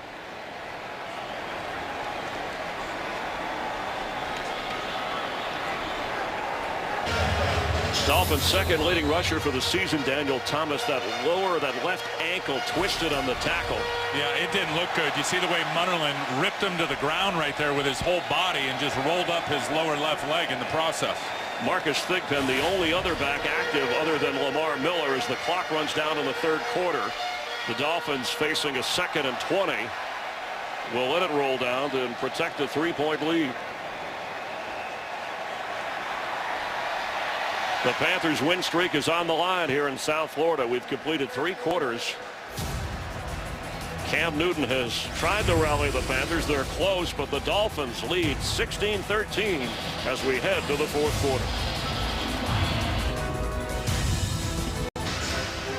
The Carolina Panthers trying for a 7th straight win, which would equal a franchise record. Cam Newton has been battered around against the Dolphins, who are trying to get to 6 and 5 and have the lead to start the 4th quarter. On 2nd and 20, Tannehill's pass. He was hit as he threw it, and it'll be 3rd down. This should be a great 4th quarter. I mean, you think of the Carolina Panthers, it seems like every game comes down to the final period. For Ron Rivera, he's asking himself the question, who's going to make that play here in the 4th quarter? And really the same on the other side for the Miami Dolphins. Chris, 7 of their 10 possessions, or 7 of their 10 games have come down to the final possession. Joe Philbin's wondering the same thing. Who steps up? Their last 3 games decided by 4, decided by 3, decided by 2. Tannehill on 3rd down to Wallace underneath, and he can't break a tackle. And an important stand by Captain Munnerlyn and the Panther defense. The Panthers, the knock used to be, at least in the run of Cam Newton and Ron Rivera, they can't win the close games. But this year they've changed that. And are trying for a 7th straight win. I think part of that is we talked about how Cam has modified the way he plays and less risk, certainly, and less mistakes. But Cam's never had this kind of defense to support him in his 2+ years here. He can afford to be patient with that kind of defense even without Charles Johnson. Fields booms it and hangs it high. Fair catch called for at the 10 by Ted Ginn. Fox tomorrow. Don't miss the show that has critics raving. Almost Human. They say it's gripping, groundbreaking, and has one of TV's most irresistible duos. Don't miss an all-new episode, Almost Human, tomorrow at 8 Eastern, 7 Central on Fox. Panthers are backed up, but on their touchdown drive coming out in the 3rd quarter, they marched more than 80. Down by just a field goal here with just over 14 minutes to go. Let's check in with Jennifer Hale. Well, Chris, no official injury report from the Panthers, but Cam Newton did have that right hand wrapped up on the sideline. Looked like maybe his right index finger was bothering him. As you can see, he's back in now. He did warm up. It looks like he's going to give it a go despite the nick. D'Angelo Williams, the carry. Knocked down after a yard.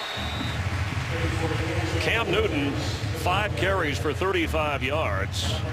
He leads all rushers today, and he only had run 1 time prior to halftime. He's 13 out of 26, 127 yards in the air. Yeah, and they have, up until the 3rd quarter, he had a couple of nice runs, had the touchdown on the read zone, but this defense for Miami have closed all those running lanes throughout the day. Olivier Vernon has been fantastic, number 50, all season, really, for Miami. Brandon LaFell lines up in the backfield. Cam Newton to throw from his 2. He's going deep for Ginn. Incomplete. The coverage was good by Nolan Carroll.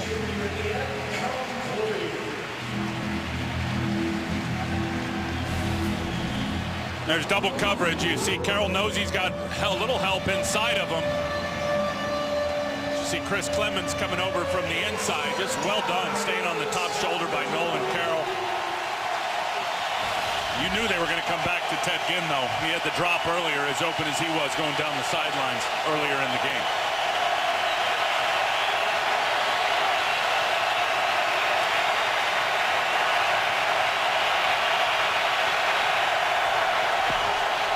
3rd and 8. Cam Newton. Pass is caught on the sideline by Steve Smith. And a big first down to get the Panthers out of the hole. Well, that's a good job by Cam Newton staying in the pocket that time, because there was man coverage across the board, but what Miami did on defense is they really spied with those 2 linebackers underneath, Wheeler and Ellerby. Cam recognized it. Instead of peeling out of the pocket and trying to make a play with his legs, he just dropped a nice throw to Steve Smith in one-on-one coverage. As Cam Newton said, I don't have to do everything now. I have to do something. And here he lines up with a direct snap to D'Angelo Williams on the Wildcat. Cam Newton as a receiver was up at the top of your screen. Cam Newton said even in meetings I don't have to give speeches to everybody. Some of the other guys are doing that. Ron Rivera talked about Mike Tolbert and Thomas Davis, veterans, even Travell Wharton that hold Jordan the locker room Gross, together. that offensive line, those veterans who have been here for a long time, they've taken a lot of pressure off of Cam Newton. Steve Smith has reached 12,000 yards receiving in his career after that last catch, in the top 25 all time for him. On 2nd and 7.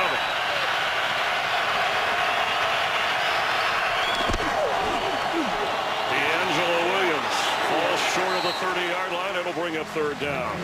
I am so impressed when I watch Olivier Vernon play the game. Number 50, I mean, he's an undersized guy, but he is down with the heavy hitters in the traffic a lot during the course of a game, and he does more than hold his own. Steve Smith has been clutch in these situations. On 3rd down, the Panthers are 4 out of 12. Remember, they came in as the top team in that department.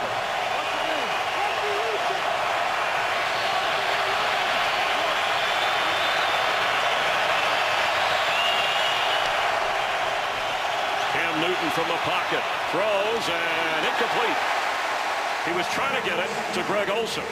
Well, he's lucky that wasn't picked off, Chris. That ball came out late, and Chris Clemens made a great break on it.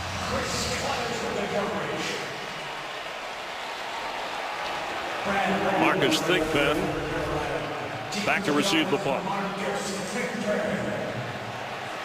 Jimmy Wilson closing from the outside, Clemens closing from the inside. His coverages have given Cam Newton some problems when they get into some of those combination zone looks.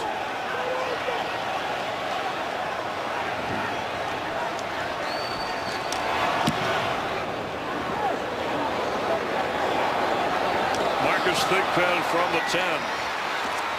Knocked out across the 22-yard line. Colin Jones making the special teams play. A 12-yard return after a 60-yard punt.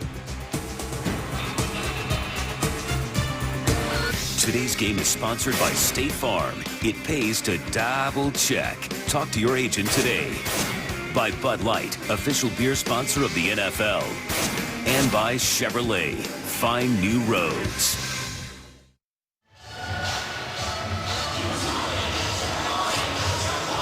Steve Smith pointing out a few things, I'm sure. Ricky Prohl, the former receiver, his coach. I told you, Ricky, I was open. He's always open. Tim Ryan, Jennifer Hale, Chris Myers, NFL on Fox here in the 4th quarter. Miami protecting a 3-point lead. Tannehill to Wallace. He goes down right away. The Dolphin offense has not scored a 4th quarter touchdown in the last 6 games. Their last offensive touchdown week 5 against Baltimore. Well, remember, they did it week 3 here against Atlanta. The last time we were here to Deion Sims really to end and win that game. His first career catch, and was a touchdown catch. That's right. To send Atlanta spiraling. And no one expected him to make a play that day. Who's going to get it done today for the Miami Dolphins? 2nd and 6, blitz coming, and threw it a little bit behind, but a nice catch by Wallace for a first down. Let's check in with Kurt Menefee. Well, here we go again. Kansas City, San Diego, back and forth. This time Alex Smith hooking up with the tight end Anthony Fasano.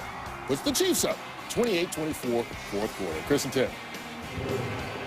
Thanks, Kurt. Seesaw affair there. The Dolphins have taken hold of the lead at 13-3, then made it 16-6 at the half, and are leading at the 10-minute mark. Lamar Miller. Daniel Thomas was taken to the locker room on a cart. Remember, his lower left ankle, that left leg, suffering an injury. He is officially questionable. So it looks like another Dolphin player is down in pain. Yeah, Sam Brenner the guard holding his left knee.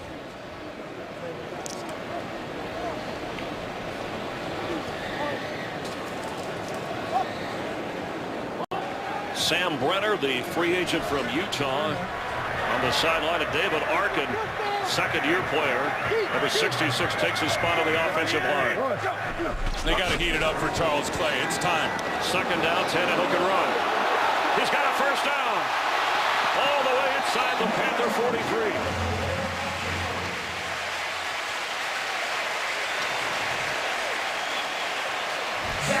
The more Ryan Tannehill can do this to a defense, the better. He wants Charles Clay over the middle of the field. Luke Kuechly basically grabs him, pulls him down, doesn't let him get out. Tannehill sees it and creases the defense, exploits him with his legs. Need to see more of that out of Tannehill, who is a much better athlete than advertised. A 19-yard run. I asked him about it Friday, and he said, if I have to run more, I will. Lamar Miller straight ahead. Dolphins moving the ball and chewing up the clock, but it's only a 3-point lead. Tannehill, for all the hits he has taken this year, the sacks, 42, physically he's held up well. He said, I feel fine. Part of that is, remember, he played receiver in the college game and took a lot of hits, so his body has absorbed that on a regular basis. You don't catch 112 balls in college and go over the middle of the field and get rocked and not have some toughness and durability to you.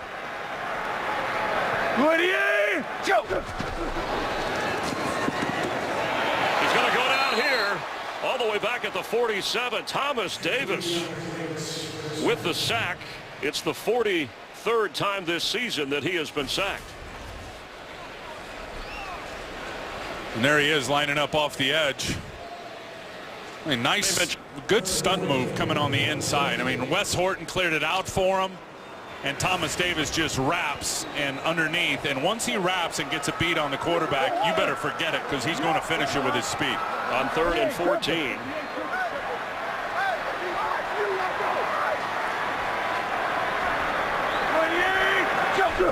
Two over one on Mike Wallace at the bottom. He's got time, but he's on the move. Can he run for a first down? No. But he may have put him in field goal range. Again, it was Thomas Davis making the play on that amazing story of 3 ACL surgeries on that same right knee, as he continues to play well and keeps Tannehill from a first down. That sack by Tannehill, he joins Bob Greasy to share the Dolphin record for most times sacked in a season, a Dolphin quarterback at 43. Greasy, of course, announcing the game with Joe Rose, the Hall of Famer, and Jimmy Cephalo for the Dolphin radio audience. This will be a 53-yard try. He's made from 54 during the year. And no, Caleb Sturgis misses on a chance to widen the Dolphin lead. And that didn't look like it had a chance right when it came off his foot. Today's game is sponsored by Geico. 15 minutes could save you 15% or more on car insurance. Aerial coverage provided by DirecTV. Well, the missed field goal, Tim Ryan, of 53 yards for the Dolphins. Not only do you lose points, you lose field position as well. That's right. I mean, I get trying to make it a 6-point lead, and Sturgis had made a 54-yarder on the year, but as good as you've been playing defense, you just lost the field position game here against the Carolina Panthers. From the 43-yard line, Cam Newton has all day to throw. And nobody open. Remember, Philip Wheeler told us, he said, if we're going to try and force Cam Newton to beat us with his arm, we don't want him running all over us. Well, Cam sits in the pocket here, and there is nowhere to go with the ball. I mean, you just see everybody underneath and passing lanes. Got man coverage there at the top with help to the inside on Brandon LaFell. There's nowhere for Cam Newton to go with the football.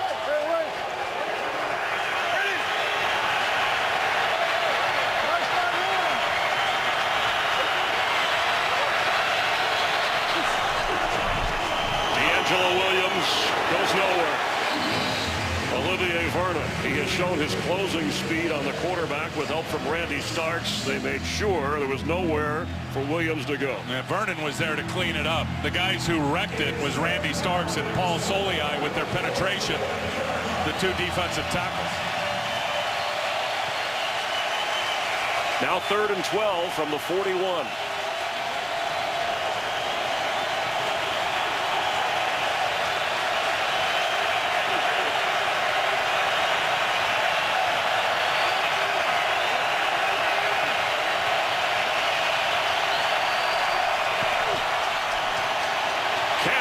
gets rid of it. LaFell has it. He's got a first down in Dolphin territory near the 45-yard line. There's a flag down back at the 45 of Carolina. A 12-yard pickup. Yeah, this is going on Carolina, I believe. You see the reaction from the Miami players. Offense, number 88. 10-yard penalty. Third down. Oh, that's a killer. On Greg Olsen.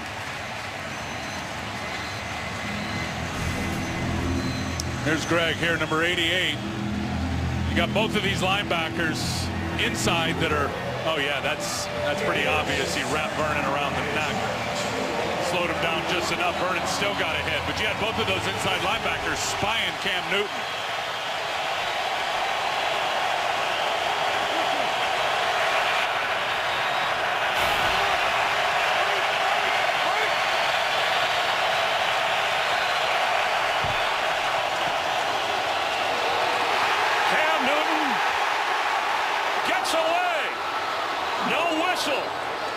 Open is Olsen. Incomplete.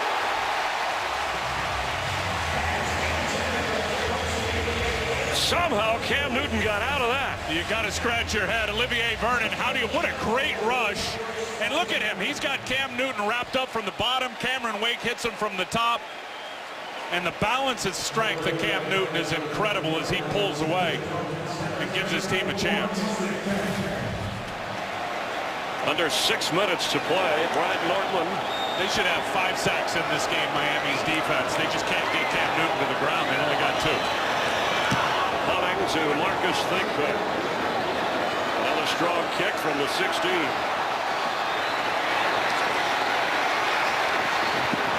He does a lot of work just to get up here to the 23 before Josh Thomas ran him out of bounds as Cam Newton is bottled up.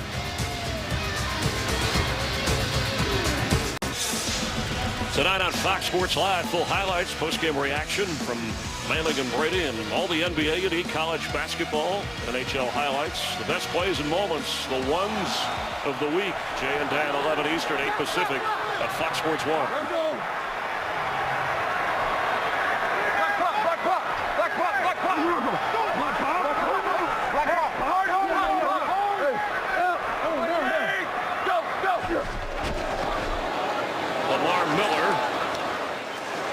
Each team has all 3 of their timeouts. Under 5.5 to play. This is where you'd love, if you're Joe Philbin and the Miami Dolphins, to really be able to run the football. And they have not had a lot of success running against Carolina today.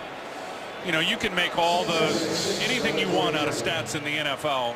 Really about running is can you run it when you need to run it? And right now Miami needs to run it.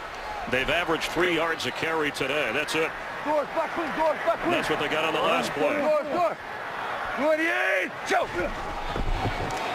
Tannehill incomplete for Charles Clay. Let's check in with Joel Klatt for another game break. Chris, coming up live on Fox from MetLife Stadium. Tony Romo and the 5-5 Cowboys. Eli Manning and the streaking Giants. 4 straight wins. They're 4-6. It's America's Game of the Week. It's next, and it's on Fox. Chris, Tim, and Jennifer. And Joel, we look forward to that. The Eagles have the off week, and the Redskins play Monday night in that NFC East. It's 3rd and 7.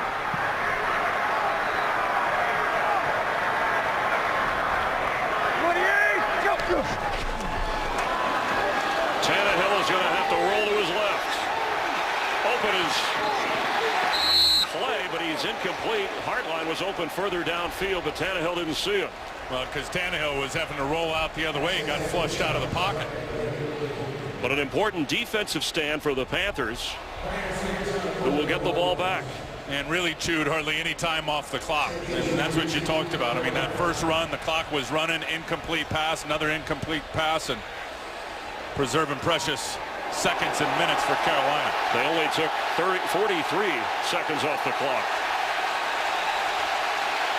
And we're getting a challenge here on the catch on the sideline that was ruled no catch out of bounds by Clay. Miami is challenging the ruling on the field. Old Philbin's been pretty good on those challenges this year, too, hasn't he? Yeah, he's 4 out of 4 and 1 for 1 today. Ruled incomplete. Oh, that's a big challenge.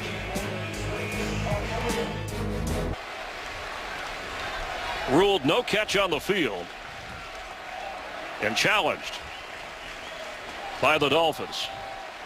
I think Clay got his feet down. I just don't know if he finished the process of the catch. Matter of fact, I don't think he did. Play, the receiver had possession of the ball, both feet inbound. It'll be first down at the 38-yard line. Miami is not charged with a timeout. Ron Rivera's saying, is there enough evidence to overturn that? What about possession? Well, and that's the whole thing. I mean, I understand Scott Green sees his feet in. Charles Clay's feet are in right there. But as he goes down, watch the football.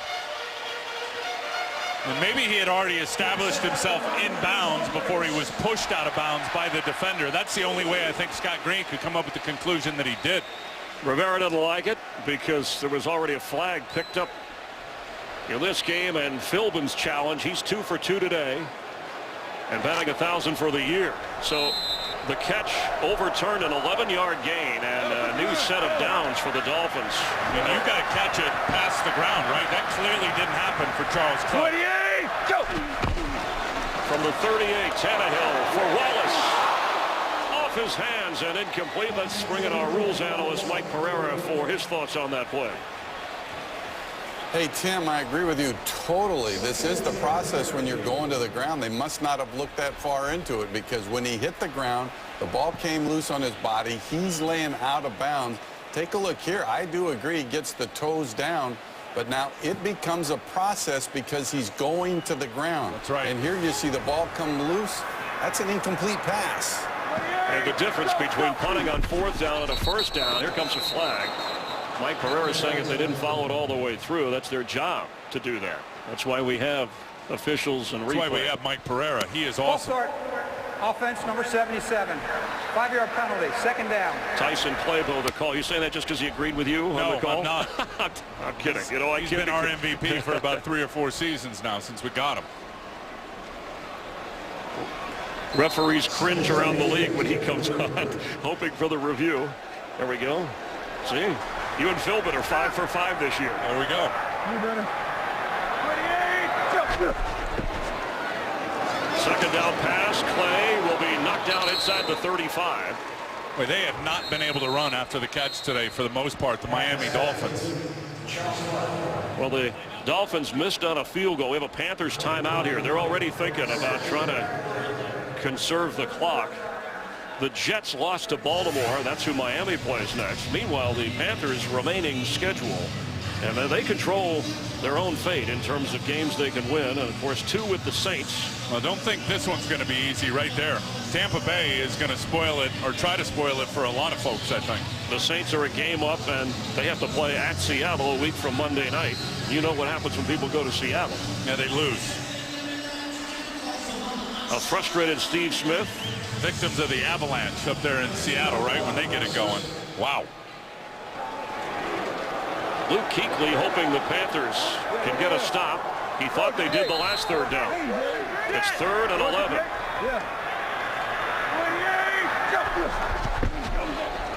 Tannehill in the pocket. He has to flip it. Lamar Miller knocked down across the 45. A creative play by Tannehill and Miller, but not enough for the 1st down. And good pressure on Ryan Tannehill as he just got to flip it to Lamar Miller. Hardy forces him to step up in the pocket. Lotulelei with good push. Watch Luke Kuechly. When this guy gets his hands on you, forget it. I mean, you're not going to get away from Luke Kuechly once he wraps you up. Panthers with 2 timeouts remaining. Over 4 minutes to go. They're going to use one now to stop the clock. They don't want to let any more valuable time run off. So Carolina will have 1 timeout remaining. Well, the Panthers, Cam Newton, they've shown they can win the close games. We saw it on Monday night, those long sustained drives when they need it. And certainly their defense stepped up when they needed it on the road in San Francisco. And that's why they're going for their 7th straight, but trailing here. Well, every game they play seems to be close. There's no doubt about it. And this is going to be a great finish. I mean, I am so excited to see, Chris, who's going to step up and make a play. And part of me thinks it's going to be Cam Newton. Whether he's running it or throwing it, he's going to have a big series here to get them right back in this thing. The Dolphin defense emphasized if he's going to beat us, it's going to have to be with his arm against Cam Newton. Well, he's had a couple of key runs in the second half that has the Panthers back in it. And as soon as he gets the football back, we'll see how they play it. Into the end zone. That's a break for the Panthers, and they come out to the 20 on offense. For the Dolphins in the AFC playoff picture, I mentioned that the Jets already lost. They actually still have a shot at New England. Of course, the Patriots have to battle Denver. Miami gets another game against the Patriots, but they still play the Jets twice. And with all that Joe Philbin and this team has been through this year, and like he said, look, 30 years of coaching. I hope I'm doing something right. He is doing a lot of things right. He has leaned on people like Don Shula and John Madden during this difficult time to help him steer his team forward on the field, and they've helped him out. I don't know what's going to happen, but I can almost predict that at the end of the day, any investigator is going to find out Joe Philbin has been, and always will be loaded with character and integrity.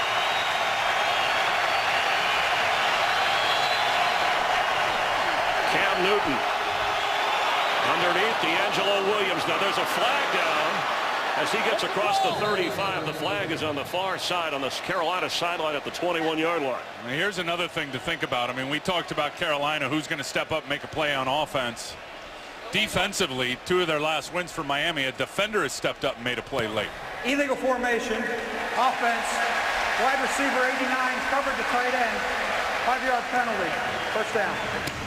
That wipes out a 16-yard gain. Steve Smith called for it, wondering about it because penalties have hurt big gains. That's the 8th penalty accepted on the Panthers, and now they're backed up at the 15-yard line. And think of the last 2 wins, just talking about what I just said, Chris, with the defense. You had Cameron Wake get the safety right in Cincinnati for the victory. Brent Grimes preserved the win with the interception in the end zone against San Diego. Can the defense do it again?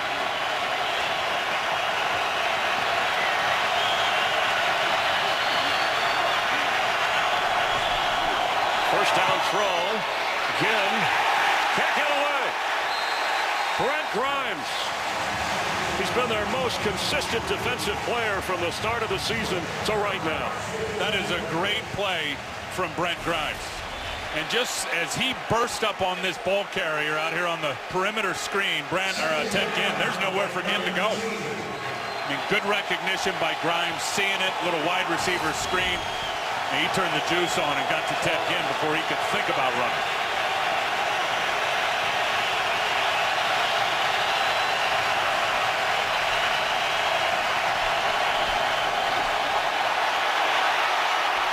Cam Newton is going to run. And he gets knocked down at the 20. Cameron Wake with closing speed. It'll be 3rd down.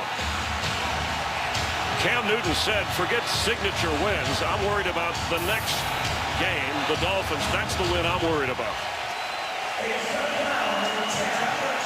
Under 3 minutes, 1 timeout.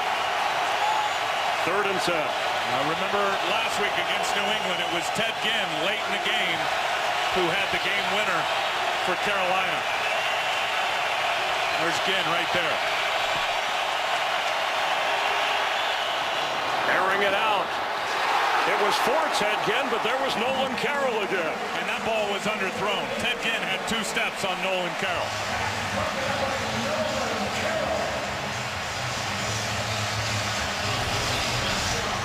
Ted Ginn lines up inside, heads right for the sidelines, turns on the speed, and the ball's just underthrown.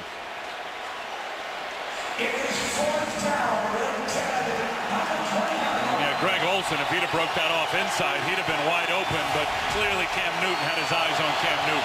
And they're going on 4th down and 10 from their own 20 with 1 timeout. Cam had his eyes on Ginn. Let's see where he goes this time.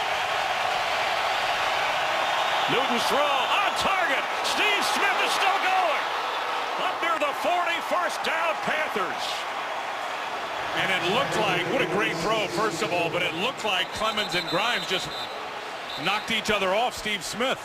Love the percentages. We have an injured player for Miami, Chris Clemens, the safety, but Ron Rivera figuring even if we don't get it, we hold him to a field goal that takes a touchdown. He wants control of the game in the hands of his offense and his veteran, Steve Smith.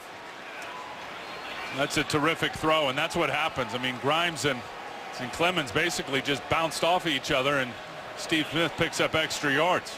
A 19-yard gain. That for Smith is his 5th catch of the game as Clemens, kind of the leader of that secondary, the veteran, slow getting up. And that is a huge play by Steve Smith. My goodness. And some gutsy 4th down calls for Ron Rivera, considering where his team was on the field at the time they converted. Aggressively thinking.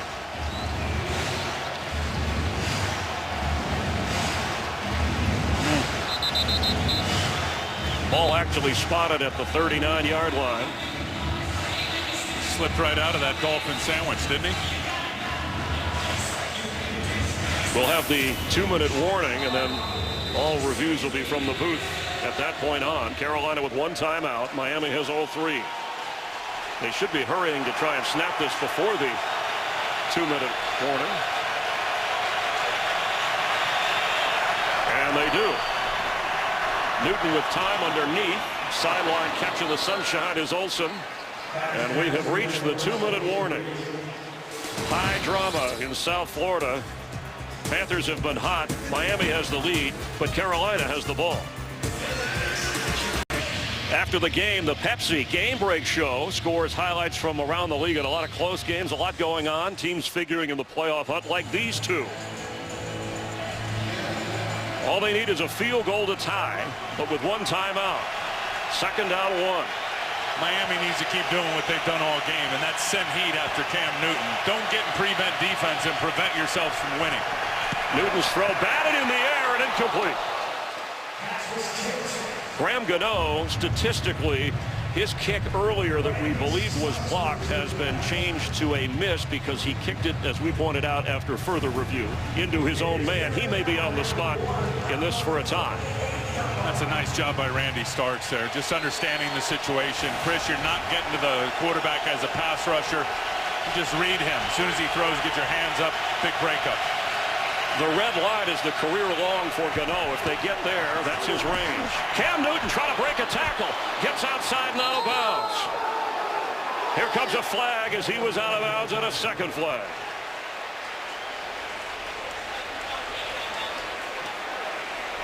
It's a wide smile over there.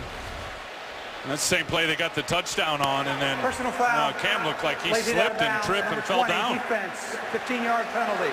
1st down. It looked like Rashad Jones, who touches him there, then trying to hold him up, and Cam trips and falls down. You have that different surface over there for your cleats instead of the grass, so sometimes difficult to stop. And it looked like Rashad Jones put his hands on Cam Newton before he was actually out of bounds. Remember, Tim, the Dolphin defense said if Cam's going to beat us, he's going to have to beat us with his arm. Well, that time he ran it for 8, and with the help of the penalty, picked up 15 more. So 23 yards on that gain sets him up at the 29. They're already in range for Graham Gano.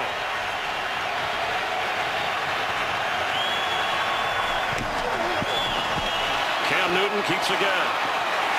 Maybe a yard before Cameron Wake got him.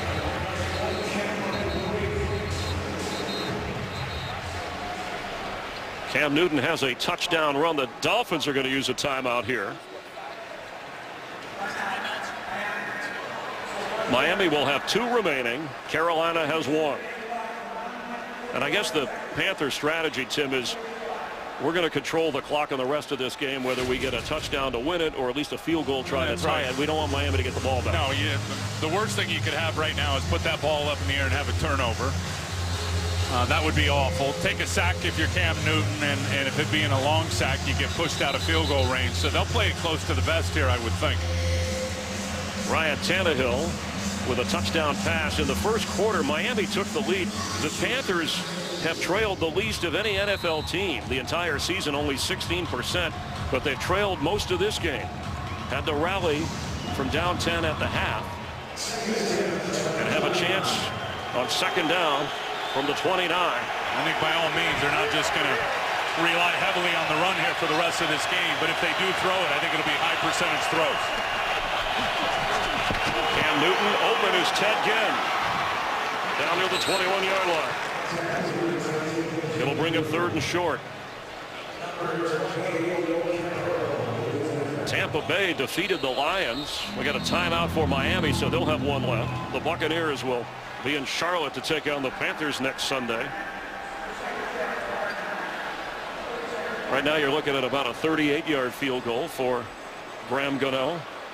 He's made 2 today, a 52-yarder and a 46-yarder. But here he kicked it into the back of one of his own players. And it wasn't like this was a long field goal attempt where he had to hit it as a line drive with a low trajectory. He just miskicked it and put it right into the back of Travell Wharton. That was a 35-yard field goal attempt. Remember, Caleb Sturgis missed an important field goal, Tim, that would make this an entirely different game from 52 yards. But that was going in the other direction. There is a slight breeze. But 3rd down from the 21.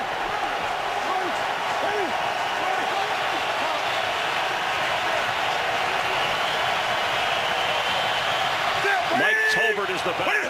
They need 2 yards. Can Tolbert get it? Yes, he can. Powering his way down to the 7-yard line.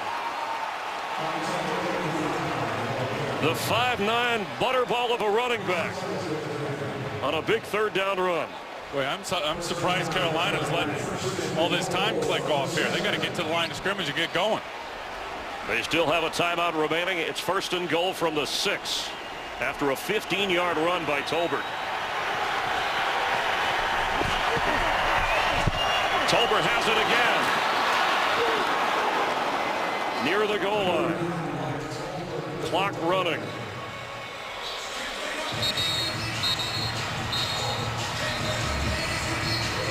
And a timeout, Miami. They are out of timeouts. Tolbert limping after a couple of carries. He's just a bowling ball here. This is the conversion on 3rd down. Just toss out to the big power back, I'll call him. And then here's the second one. Little read zone. Hands it underneath. And Tolbert just puts his shoulder down and comes up just short, it looked like, to the goal line. He took less money to come back south and join. He played at Coastal Carolina to be a part of the Panthers. One of the veteran leaders that keeps it light in the locker room for the Panthers. Keeps it light in the locker room. I like that. Well, they said he jokes around and the spirits are high. And he's out of this game with an extra lineman in, Tim, on 2nd and goal for the lead. Dolphins are out of timeouts. Panthers have 1 remaining. And there's the extra offensive lineman right there. Number 63, Jeff Hangard. Jonathan Stewart, the back. Cam Newton has it, floats it, end zone, touchdown, Greg Olsen. And Carolina is on top.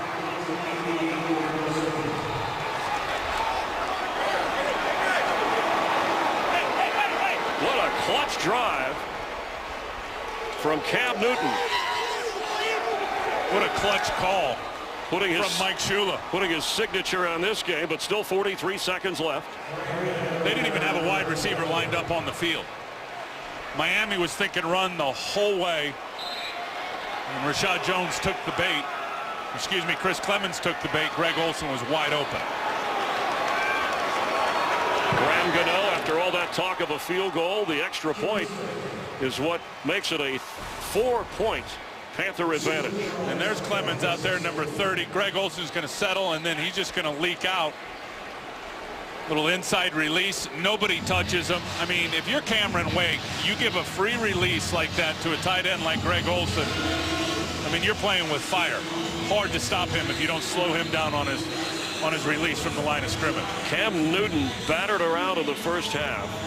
Hung in there, scores on the ground, and then the pass. So this is the 19th game where Cam Newton has had at least a touchdown run and touchdown pass in the same game. He's that versatile, which is why the Panthers' 7-game winning streak is alive with seconds remaining.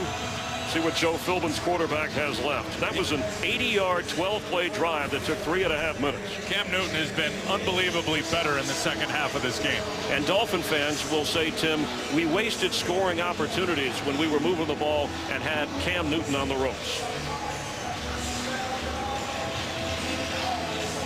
I'll tell you what, though, Cam Newton's hard to stop. Well, they did in the first half. Yeah, they did. I think part of that was obviously they did a great job, Miami, and give them credit, but Carolina was playing conservative in the first half. They never ran one option play for Cam Newton, never really turned him loose as a runner outside the pocket. That changed in the second half of this game. Greg Olson's 5th touchdown catch of the season. And Cam Newton, 51 yards rushing today, and always the threat of the run keeps defenses on edge, and it made that touchdown pass look easy. Gano with a bouncer. Thigpen will grab it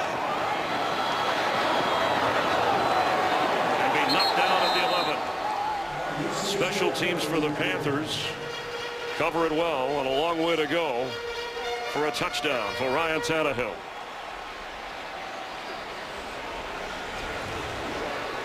Over 280 yards passing for Tannehill in this game.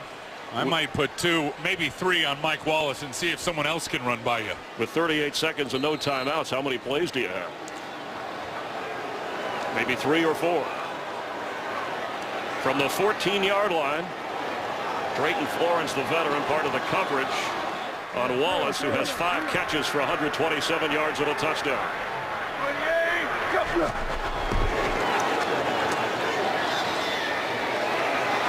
Hartline is open. Problem is middle of the field, and that's going to chew up some clock. To the 40, it's a first down. Tannehill trying to get him up there to snap it, stop the clock. A 26-yard gain. He's over 300 yards passing today. You want to at least get close enough to try a Hail Mary. Yeah, 18 seconds, Chris. They got to work the sidelines. They got to work the sidelines, the deep outs, the deep comebacks, get it out of bounds, and as you said, get yourself into an opportunity where you can throw the Hail Mary up. Pepsi Game Break coming up with highlights of the Buccaneers win. The Jets losing at Baltimore, and that Bears game. How about Jacksonville winning its 2nd game of the season, and high scoring between KC and San Diego.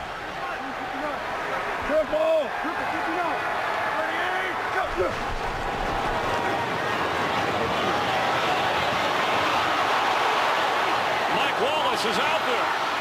Oh, he had his hands on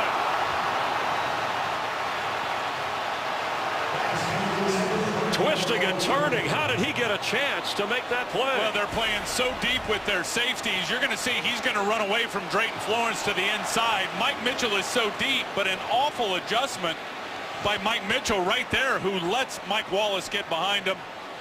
Lucky that's not a touchdown. Ryan Tannehill got blasted as he unloaded it. How does Mike Wallace get that open? Wow. 10 seconds remaining on 3rd down from the Miami 40. Carolina fans holding their breath.